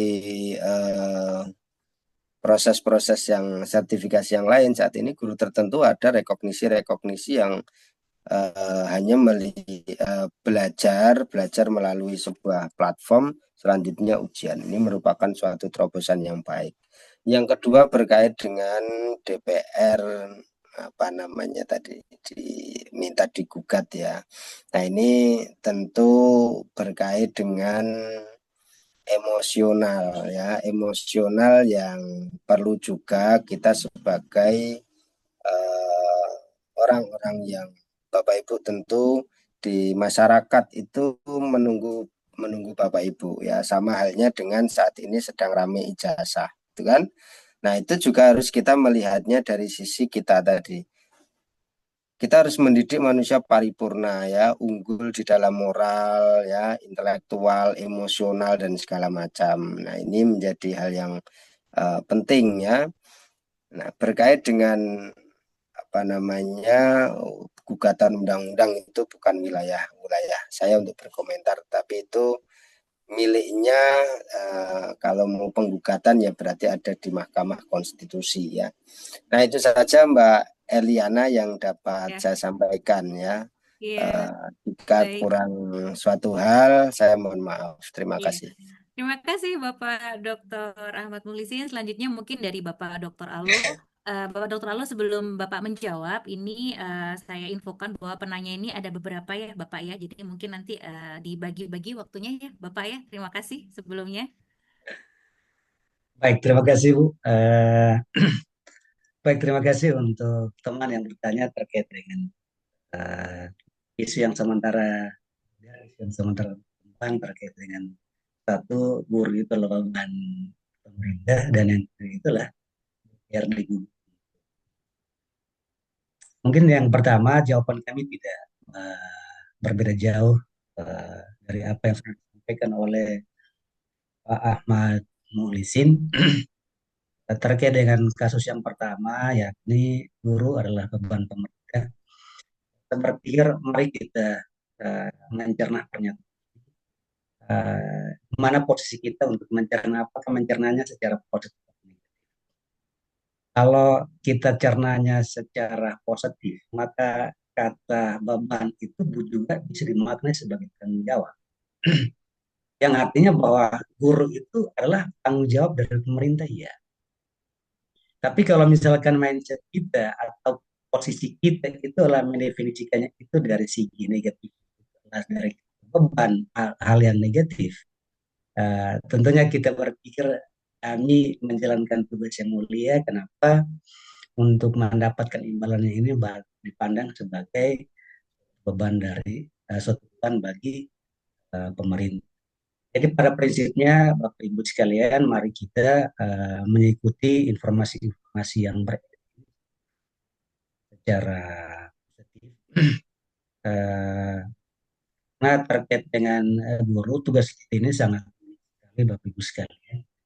Saya tuh cenderung mendapatkan apa istilahnya pernyataan-pernyataan yang meneguhkan saya untuk tetap berdiri tegak sebagai seorang guru atau seorang dosen itu adalah bahwa sebenarnya peran kita sebagai seorang guru atau seorang dosen itu luar biasa.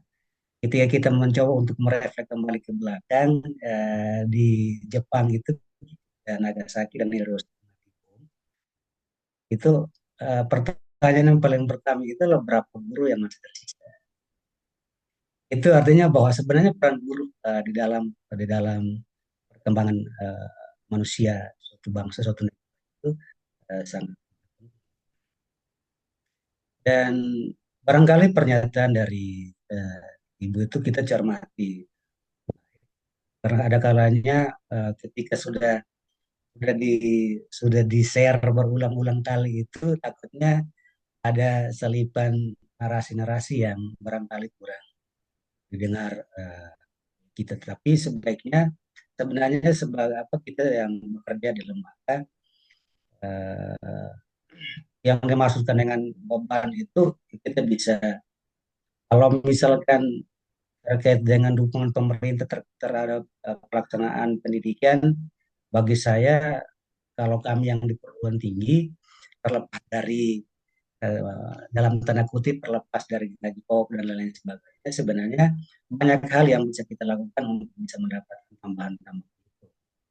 Secara pribadi kebetulan saya dipercayakan sebagai kepala lembaga penelitian dan pengabdian di universitas. Saya merasakan bahwa dukungan pemerintah terhadap perkembangan eh, perkembangan kemampuan menulis, meneliti Bapak Ibu sangat tinggi. Yang akhir-akhir ini ada banyak-banyak skema yang diluncurkan sehingga bisa dilakukan itu tidak hanya melakukan aktivitas belajar mengajar saja, tapi lain yang bersifat tambahan. Jadi terkait dengan pernyataan pertama, mari kita maknai secara dari pernyataan itu. Kalau bagi saya dengan nada kerasnya orang Timur, kepala batu misalkan, ketika misalkan bahwa guru ini adalah beban pemerintah, saya memaknainya bahwa memang iya, bahwa guru ini adalah tanggung jawab pemerintah. Kurang lebih demikian. Lalu yang berikutnya terkait dengan gugatan masyarakat untuk dibubarkan, Bapak Ibu sekalian, barangkali bagi saya narasi ini terlalu tajam, keras seperti ini. Narasi pemerintahan di negara kita memang butuh lembaga pengontrol jalannya sistem pemerintahan di negeri ini. Sebenarnya tugas dari Bapak Ibu ini sangat lumayan, dan kita tidak melihat kasus-kasusnya. Mungkin saja di dalam pelaksanaan banyak kasus ya, tapi sebenarnya tugas mereka itu adalah sebagai pengontrol, evaluator dalam pelaksanaan roda pemerintahan ini.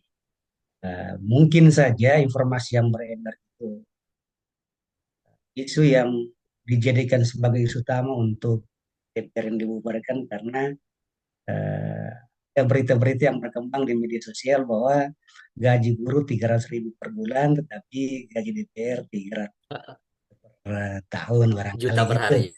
hari. Sorry, 3 juta per hari. Mungkin ada informasi-informasi di media sosial yang berkembang. Tetapi dari segi fungsi, dari segi tugas dari DPR, saya pikir sangat mulia keberadaannya untuk mengontrol jalannya sistem pemerintahan. Kalau misalkan saya mau ditanyakan, lalu kira-kira apa yang harus dilakukan sampai pada tindakan harus membubarkan bagi saya.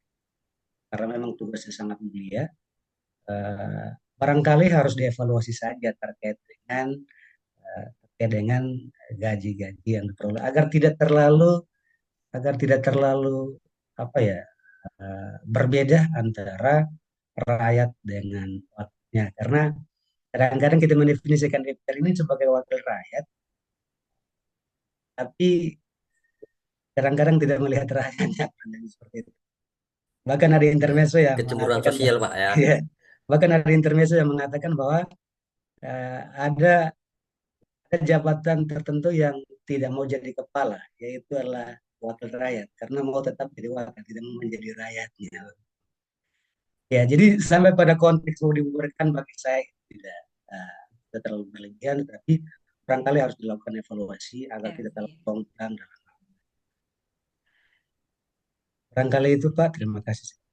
Oke, Baik, terima terima kasih. kasih Bapak Dr. Muhlisin, Bapak Dr. Alo untuk jawabannya ya Pak Taufik ya. Jadi untuk diambil kesimpulan bahwa mungkin juga sambil diluruskan, ini pelajaran bagi kita semua ya, semua peserta didik. Saya mohon izin saya sebagai junior dan saya tidak bersekolah, maksudnya belum bersekolah yang setinggi Bapak dan Ibu mungkin ya. Tapi memang di era digital itu kita harus pandai-pandai untuk memilah suatu berita ya. Jangan terikut arus karena memang pernyataan itu ternyata video yang sudah diubah, dibuat oleh AI yang narasi sebenarnya adalah tidak demikian. Tapi apapun itu konteksnya sebagai pendidik, mohon dibantu untuk ke masyarakat mungkin untuk bisa mungkin diluruskan atau dibantu supaya bagaimana sih kita bisa berpikir yang kritis gitu ya. Dan tadi dua narasumber sudah menjawab dengan jawaban yang sangat-sangat baik, luar biasa, dipandang dari sisi yang positif begitu ya. Kemudian yang masalah DPR juga memang bukan wewenang, tapi ya itu tadi seperti yang disampaikan juga oleh Bapak Alo bahwa itu mungkin lebih baik dievaluasi seperti itu ya. Kemudian saya mohon izin sebelum ke Pak Bambang dan ke Pak Suharno ya, ini ada yang di kolom chat, mungkin saya akan membacakan. Yang pertama, saya Muhammad Febri Setiawan, asal Jawa Tengah. Pertanyaan ini ditujukan kepada Bapak Dr. Ahmad Mukhlisin. Pada bagian inovators DNA, itu kan kita dibentuk untuk fokus menjadi inovator. Namun setelah itu, harapan kita nanti yang menjadi eksekutor siapa? Karena jika kita ingin eksekutor seorang mahasiswa atau siswa, khususnya dalam fakultas pendidikan, tetapi dalam implementasi pendidikan dan teori inovasi disruptif itu, kita masih bingung mendidik untuk masa depan, padahal semisal jika kita sendiri belum tahu seperti apa masa depan itu. Karena semisal saja kita kadang masih dihadapkan dengan kurikulum yang berganti-ganti, seperti tadi dalam kompetensi deep learning atau yang lainnya, sehingga belum ada yang benar-benar menjadi patokan. Terima kasih dan mohon maaf. Itu yang pertama, Bapak Dr. Muhlisin. Mungkin bisa dijawab dulu atau saya bacakan lagi. Oh, selanjutnya ini lebih ke saran. Monggo Bapak Dr. Ya, Muhlisin. terima kasih. Siapa yang harus mengeksekusi saat kita sudah memiliki DNA inovator gitu ya. Nah, kita sebagai pendidik tentu ada kalanya sebagai eksekutor atau pelaksana, ada kalanya kita sebagai manajer. Di mana salah satu tadi keterampilan transferable skill adalah leadership, kepemimpinan, pengelolaan. Ya, yang kedua adalah pengelolaan. Maka saat kita melihat ya, saat ini kita melihat ke depan ya, teknologi dan segala macam yang saya sampaikan yang tidak bisa kita prediksi. Terus apa yang bisa kita lakukan? Maka tentu dengan adanya analisis suatu masalah ya, kita bisa memprediksi. Itulah kemampuan kita di dalam analisis. Sehingga muncullah yang namanya berpikir kritis, kemampuan untuk memutuskan ya, perbedaan berpikir kritis dengan memecahkan masalah. Kalau kita berpikir kritis, maka kita mampu memutuskan. Saat kita mampu memutuskan itu, maka tentu kita akan bisa beradaptasi. Saatnya ada perubahan cepat, maka kita beradaptasi. Contohnya begini. Saat ada gelombang COVID kemarin ya, semua yang namanya proses pembelajaran itu sedikit tersendat. Yang kedua, kita tidak mengenal Zoom seperti ini. Saatnya sekarang ada Zoom, ya. Dulu saling belajar bagaimana share screen, bagaimana ganti background dan segala macam. Tapi saatnya kita berada pada skill atau keterampilan yang itu bisa kita gunakan, maka apapun aplikasinya saat ini, maka kita bisa menggunakan. Sama, tool itu adalah alat yang digunakan oleh manusia. Ya, jangan sampai alat itu mempersulit manusia, karena alat itu muncul ya karena untuk mempermudah manusia. Nah, Dalam konteks seperti itulah keterampilan-keterampilan berpikir kritis, keterampilan berkait dengan komunikasi, ya, itu diperlukan karena itu merupakan keterampilan yang bisa digunakan oleh semua profesi. Ya, bekerja di bank pasti juga memerlukan daya nalar kritis yang baik untuk mengambil keputusan. Saya berhipotesis orang ini punya uang. Dan saya jika menyampaikan sesuatu maka dia akan mau investasi atau hal lain. Nah, itu adalah bagian dari sebuah proses keterampilan berpikir. Itu saja Bu Eliana, terima kasih. Baik, terima kasih Bapak Dr. Mulisin atas jawabannya. Kemudian lanjut satu lagi, ini bukan pertanyaan, tapi lebih ke sharing dari Bapak atau Ibu Ruby dari Unhan. Ya, selamat siang yang terhormat Bapak Ibu sekalian. Mohon izin sekedar memberikan saran dan masukan. Mungkin bisa memanfaatkan atau mengadopsi model pembelajaran abad ke-21 yang dirancang oleh Microsoft untuk pengayaan sekaligus mendukung optimalisasi kompetensi pedagogik gitu ya. Mungkin beberapa dari Bapak Ibu yang hadir sudah pernah mengikuti sertifikasi Microsoft Certified Educator atau MCE sehingga bisa mengkolaborasikan model tersebut sebagai pendidik adaptif di era transformasi pendidikan. Demikian, mohon maaf hanya sekedar saran. Gitu sudah saya bacakan. Kemudian selanjutnya untuk penanya yang berikutnya Bapak Bambang Ferianto. Bapak silahkan sebutkan nama, asal, dan juga ditujukan kepada siapa pertanyaannya. Ya, Assalamualaikum warahmatullahi wabarakatuh. Waalaikumsalam warahmatullahi wabarakatuh. Waalaikumsalam. Bapak suaranya mohon Selamat sedikit siang, lebih dibesarkan. Bapak Ibu sekalian. Nama saya Bambang Ferianto, panggil saja Ferry. Dan terima kasih hari ini sudah ada webinar cukup bagus sebagai pemantik emosi kita semuanya. Nah, Pak Lusius dan Pak Mukhlisin, terima kasih hari ini sudah memberikan pencerahan.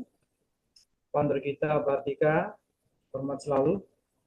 Dan Bu Eliana, yang selalu keep smile hari ini. Thank you. Sebenarnya saya tidak bertanya pada siapa-siapa, tetapi dari tadi saya merenung. Merenung bahwa sebenarnya kita perbaiki siapa dulu sih? Yang pertama itu. Jadi paparan dari Pak Alusius, paparan dari Pak Mukhlisin, kalau peserta didiknya tidak nyaman di sekolah, tidak nyaman juga kan? Itu loh. Jadi permasalahannya adalah kita tidak mungkin selalu memaparkan secara teoritis, tapi bagaimana pendampingan kita secara touch personal ke mereka. Ada 3 paripurna tadi, mulai dari moralitas, inteligensi, dan emosional. Itu sebenarnya permasalahan yang saat ini terjadi di masyarakat kita adalah bagaimana mengantarkan mimpi kita sebagai pengajar untuk anak-anak di sekolah. Bukan nyekokin kita guru paling pintar, kita pengajar paling pintar, tapi sebenarnya mereka nggak nyaman gitu loh. Tuh kan, Bu Eliana sudah mulai menganggukkan kepala. Artinya kita punya anak-anak yang kita sekolahkan, memang kita mau dibohongin di sekolah dengan cekokan teori-teori seperti itu, nggak bisa dong. Jadi artinya saya masih ingat saya di UNESA, saya di program studi atau jurusan pendidikan olahraga dan kesehatan. Saat itu mengadakan pendampingan supervisor mahasiswa PPG di SMA Negeri 14 Kota Surabaya. Saya ketemu dengan kepala sekolah Pak Reza, kemudian Wakasek, kurikulum alumni fisika UNESA, dan juga bagian Humas alumni daripada UNS Solo. Kemudian di dalam pembicaraan saya, mendadak kepala sekolah menghentikan pembicaraan dan dia tanya, maaf Pak Ferry dosen olahraga kan? iya, tetapi Pak Ferry kenapa taruh permasalahan kita antara guru dengan murid?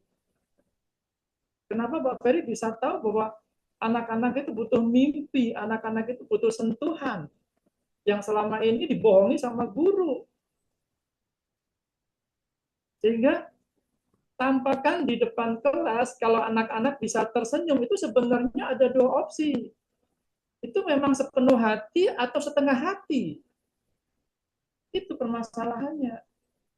Sehingga long memori yang sangat panjang, mereka hanya berhenti di sekolah saja saat materi, tapi saat dia pulang ke rumah, mereka nggak akan bercerita ke orang tuanya bahwa dia mendapatkan apa hal yang baru, pengalaman hidup apa. Sehingga sebenarnya kita bisa menyentuh dari sisi PSE, pendidikan sosial emosional. Yang kita perbaiki siapa? Kita para guru. Siswa adalah sebagai korban. Jadi ayo kita perbaiki bareng-bareng sehingga ke depan tema kita harus lebih tegas, jangan sampai keluar substantif, tidak terlalu melebar seperti itu. Terima kasih. Assalamualaikum warahmatullahi wabarakatuh. Waalaikumsalam warahmatullahi wabarakatuh. Terima kasih Bapak Bambang. Mungkin dari Pak Hardika ada sedikit tanggapan?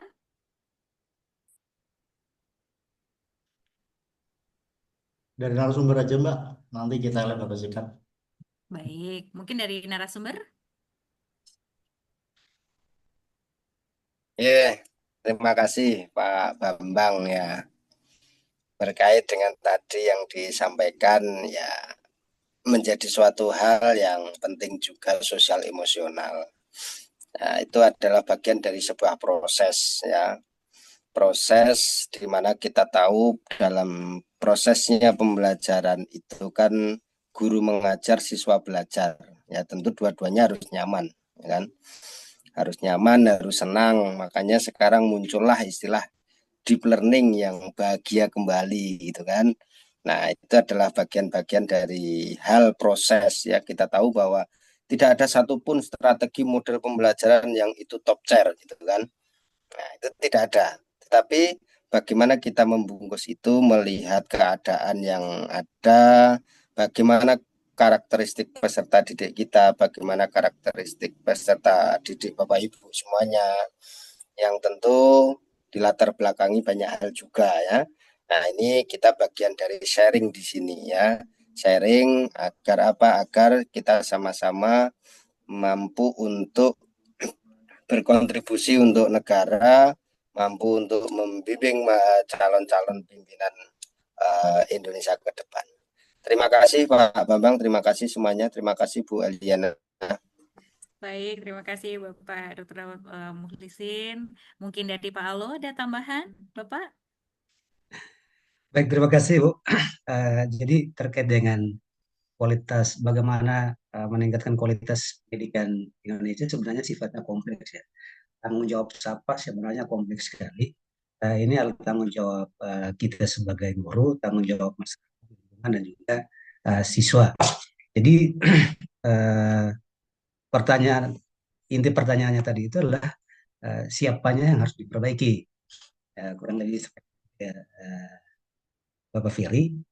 Jadi kebetulan mungkin saya menjawab terkait dengan materi yang saya bawakan tadi terkait dengan refleksi dan evaluasi. Ini kita melihat dari peran kita sebagai seorang guru atau juga sebagai seorang dosen.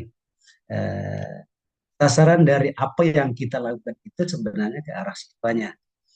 Jadi kita sebagai seorang guru atau sebagai dosen tidak perlu henti-hentinya melakukan proses perbaikan. Sasarannya itu adalah untuk mendapatkan hasil yang baik dari siswa. Jadi memang kenyataan yang kita hadapi di lokasi di lapangan itu bahwa sebenarnya banyak masalah kompleks yang kita hadapi. Walaupun kita sudah mengajar maksimal, kita sudah melakukan tugas kita sebagai guru, sebagai dosen secara maksimal, tetapi kadang-kadang respon dari siswa, respon dari mahasiswanya itu tidak maksimal, hingga kita sebagai seorang guru, sebagai seorang dosen tetap harus melakukan refleksi, tetap harus melakukan apa saja yang menyebabkan sehingga proses jalannya pendidikannya seperti itu. Ya, mungkin itu saja tambahan singkat dari saya. Baik, terima kasih Bapak Dokter Alo. Kemudian penanya berikutnya dari Pak Suharno, ya, Pak Suharno, Iya, baik. silakan.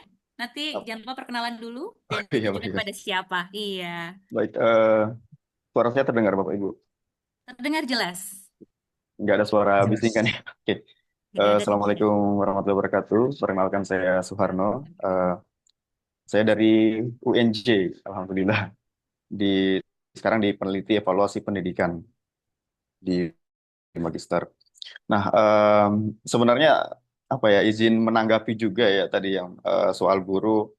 eh, Kemudian kan katanya sudah mulai disejahterakan dan sebagainya. Nah, kalau kasus terakhir di 2023 2024 ada kebijakan kemudian mungkin luput dari media ya, tapi namanya cleansing yang pernah terjadi di DKI ya. Jadinya 5.000 guru itu dipecat yang berstatus honorer dan yang diambil itu cuma 1.000 guru. Dan setelah saya analisis ternyata rata-rata guru yang keluar honorer itu adalah guru-guru muda. Nah, jadi kan adaptif dan transformatif ini nggak masuk nantinya.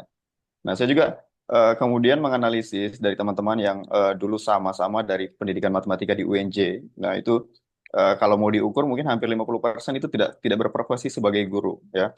Jadi bukan karena mereka tidak mau menjadi guru, tapi tidak punya kesempatan untuk bisa menjadi guru. Nah, jadi mungkin jadi bisa jadi ini ya analisis fenomenologi untuk kita semua. Nah, nah, hal yang sama juga terjadi kepada saya kemudian. Saya juga seorang pendidik dulunya. Nah, kemudian terkena kebijakan cleansing. Padahal saya punya banyak inovasi yang ingin saya tuangkan di apa ya, ingin saya tuangkan kepada peserta didik dan sebagainya. Jadi memang salah satu hal yang kompleks ya ketika kita berbicara tentang pendidikan, tapi pemerintah kita tidak mendukung hal-hal tersebut. Jadi ini juga saya sampaikan sekalian ya keluhan teman-teman yang kemudian hari ini sedang berproses menjadi guru, teman-teman saya yang di S1 juga. Kemudian mereka bertanya-tanya ke depannya saya akan menjadi apa kalau eh, apa ya, sarana kita untuk menjadi guru itu sangat tertutup gitu loh. Ya. Apalagi dengan gaji yang sedikit, dengan taraf hidup yang sudah semakin naik. Nah, itu yang pertama. Yang kedua, terkait dengan kebijakan yang tadi ada apa ya, pembelajaran guru yang hanya perlu mengikuti video dan sebagainya. Saya pikir kalau menjadi long life learner, eh, coba dievaluasi lagi ya. Saya pikir Bapak Alusius adalah orang evaluator. Eh, Kebetulan saya orang pengukuran. Nah, jadi misalnya PPG itu statusnya lulus semua, ya. Jadi coba coba dilihat datanya. Mungkin saya nggak tahu kalau memang ada data yang tidak lulus. Nah, secara teori pengukuran itu dianggap tidak berhasil, karena kan kita berarti tidak berhasil untuk mengukur. Ya kita senang lah orang-orang bakal lulus, ya kan? Kita senang orang-orang lulus dengan predikat yang baik. Tapi kalau secara teori pengukuran berarti kan tidak berhasil. Tes yang kita berikan itu kan berarti tidak berhasil ya, karena tidak ada yang tidak lulus gitu. Kan kita ingin menyeleksi gitu loh. Kita ingin ingin orang-orang yang kemudian berkiprah lulus dari PPG ini adalah orang-orang yang memang pilihan bahwa mereka bisa menjadi pilar-pilar baru di dunia pendidikan. Nah, tapi kalau lulus semua, fungsi PPG ini apa sebenarnya kalau gitu? Apakah hanya menjadi sarana proyek saja kah atau memang bagian untuk mempercepat guru punya sertifikat saja kah atau sebagainya? Nah, jadi kan harus diperhatikan. Dan apakah pemerintah pernah melakukan evaluasi terhadap itu? Dan yang kalau kita lihat asas-asas kebijakan kan hampir hampir jarang ya yang berdasarkan evaluasi yang secara akademis dan ilmiah. Nah, itu. Kemudian yang ketiga, saya sebenarnya tertarik dengan Pak Aloysius karena Bapak kan mengajar di daerah 3T ya. Nah, kemudian kan pembelajaran yang adaptif dan transformatif kan berarti kita harus adaptasi dengan teknologi ya, seperti itu. Nah, saya ingin Bapak bercerita sedikit ya tentang bagaimana kemudian fenomena-fenomena yang terjadi di daerah-daerah 3T itu eh, menanggapi pembelajaran yang semakin adaptif dan eh, apa namanya, adaptif dan transformatif. Nah, kalau kemarin kan Prof. Yohanes itu yang dari IPB atau ITB ya. Nah, itu kan berhasil membawa anak-anak Papua itu cerdas banget matematikanya ya, sampai bisa mengerjakan soal-soal kalkulus.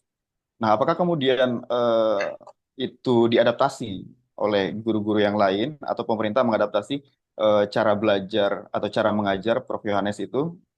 Nah, jadi mungkin seperti itu dulu pertanyaan saya. Terima kasih. Assalamualaikum warahmatullahi wabarakatuh.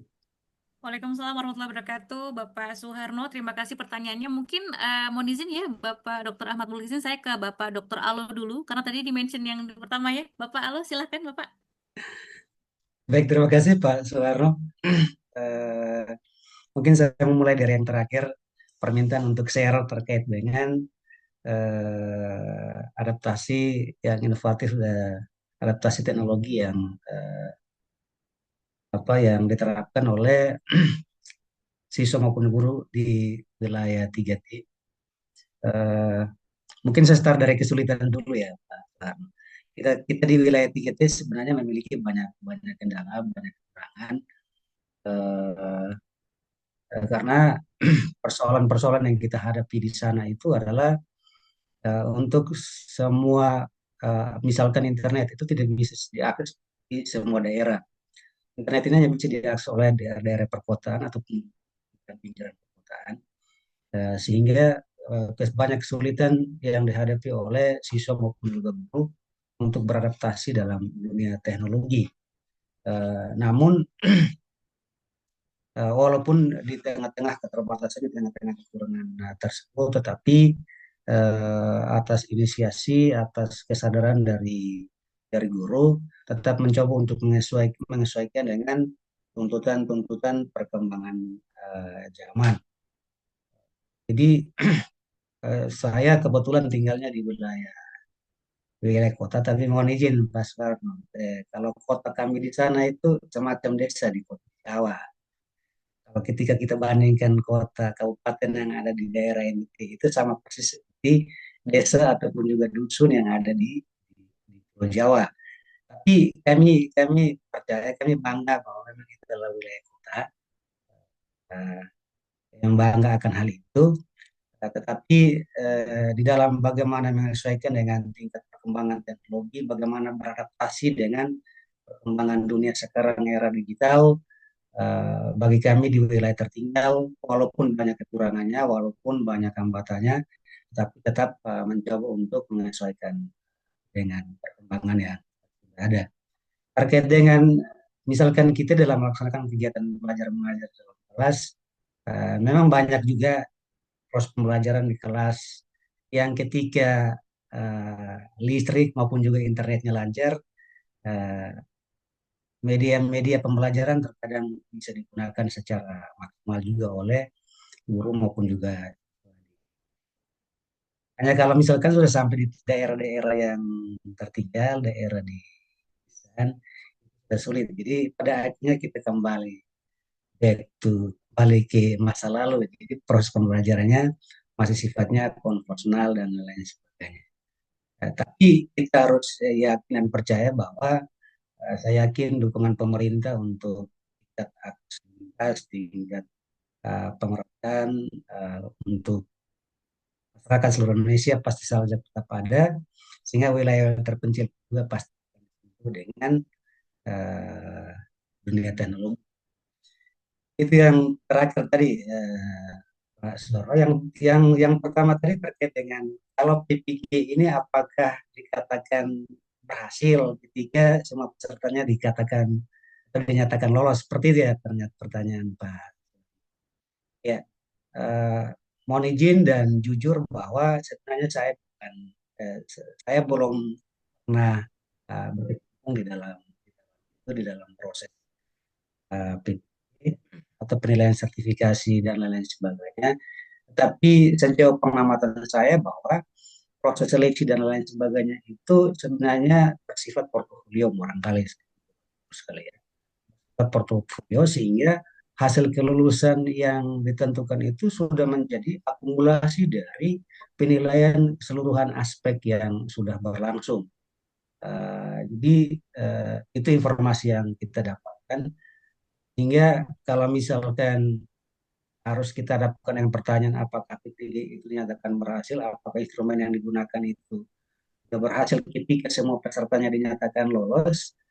Bagi kami, pernyataan kami bahwa selagi proses seleksinya itu melalui proses yang panjang, menggunakan instrumen yang baku, melalui pengumpulan portfolio yang lengkap dan pemeriksaan secara benar, secara jelas, hingga pada akhirnya para peserta PPG itu dinyatakan lulus. Saya pikir sah-sah saja kita mengatakan itu berhasil.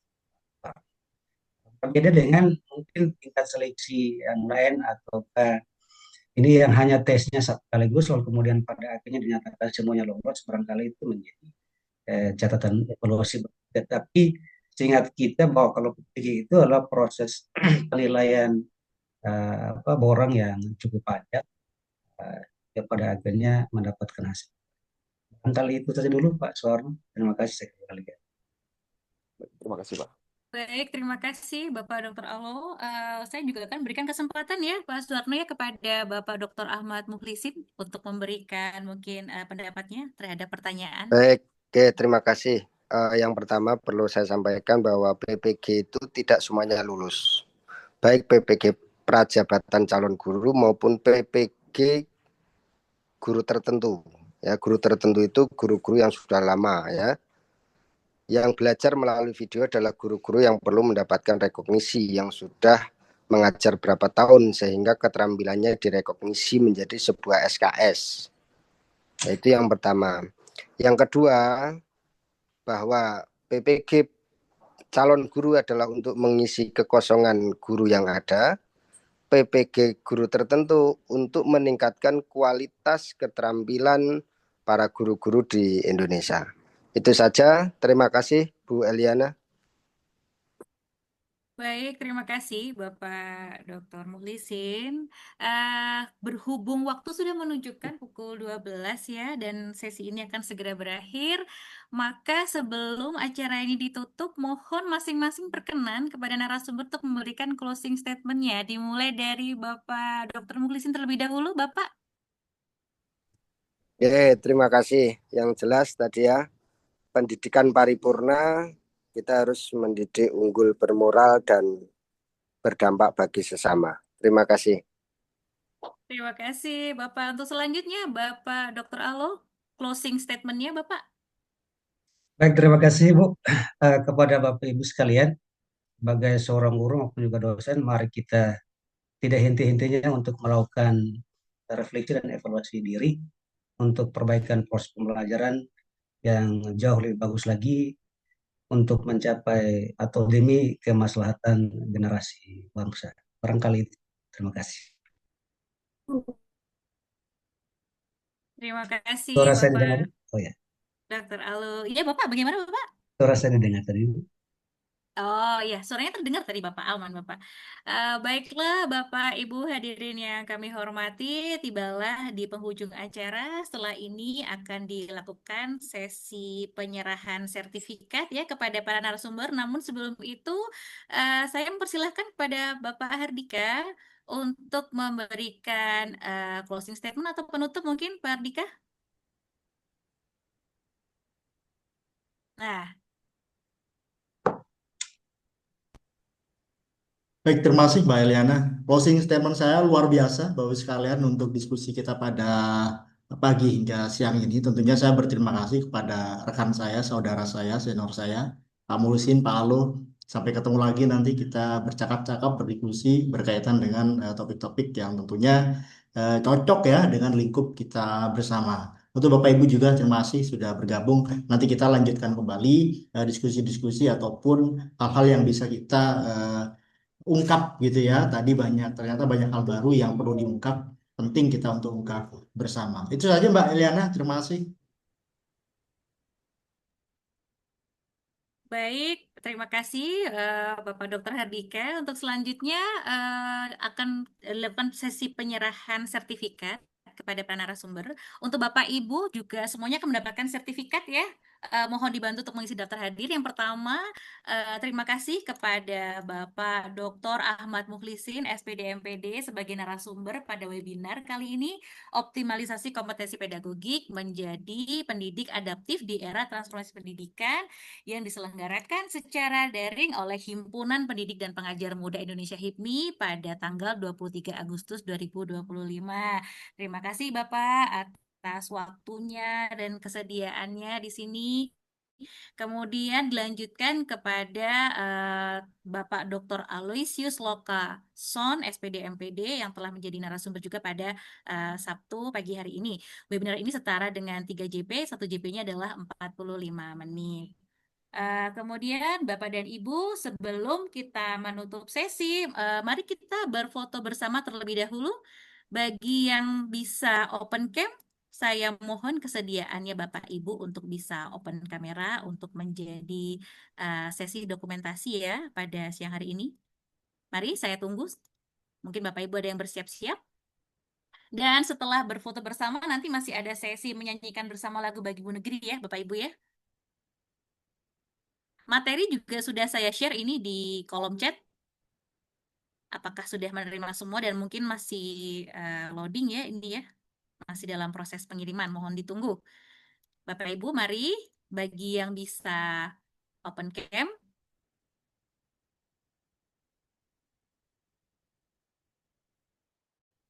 Sebentar ya. Saya kondisikan terlebih dahulu. Ya, baik. Terima kasih Bapak Ibu yang bisa open kamera. Saya akan mulai sesi foto bersama. 1, 2, 3 untuk yang slide pertama. Sebentar ya, mohon tunggu. Baik, siap-siap ke sesi foto untuk slide yang kedua.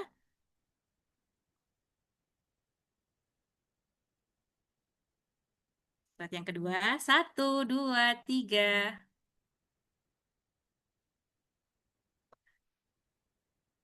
Baik, terima kasih sudah saya ambil gambar. Berikutnya, marilah kita bersama-sama Bapak Ibu menyanyikan lagu Bagimu Negeri.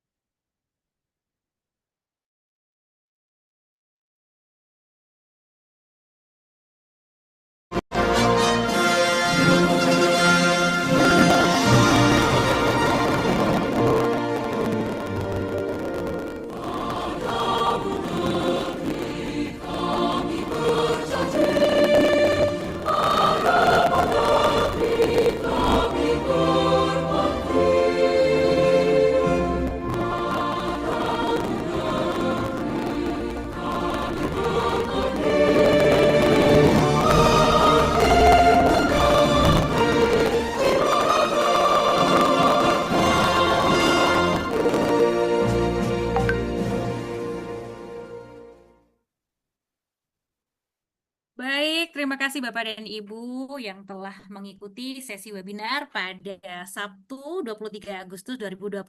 Sebelum benar-benar ditutup Bapak dan Ibu, saya akan menginformasikan bahwa HIPMI ini adalah wadah untuk kita para pendidik. Tidak hanya dosen ya Bapak Ibu ya, guru dan semua unsur pendidik ya, baik itu pendidik di TPA, informal non-formal, semuanya bisa bergabung. Kami ada grup sendiri, bila ingin dan berminat menjadi anggota, dipersilahkan ya Bapak dan Ibu ya.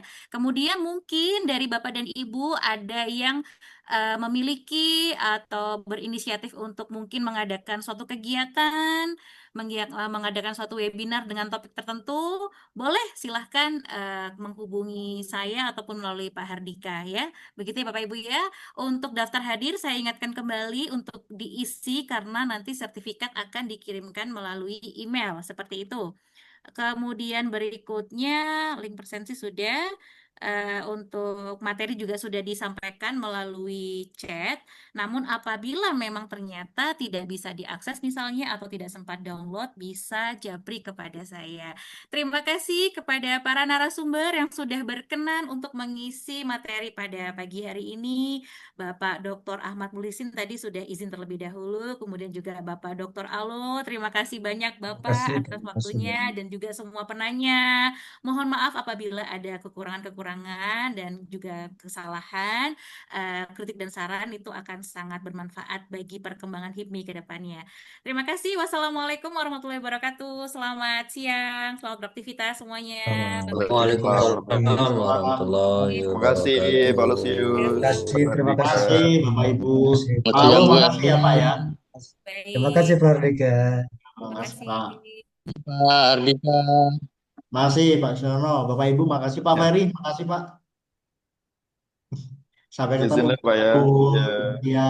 Nadia, Semuanya tetap Taufik, semangat, Tetap Pak semangat, tetap Suharno, Mas semangat. pantang mundur, ya bagus. Pantang mundur. Kalau ada ide-ide, ada yang mau isi-isi, silahkan. Bapak, Ibu, ya terima kasih. Selamat Terima siang. kasih. Izin live. Moderator, Terima kasih Bapak moderator yang Almo. keren. Terima kasih.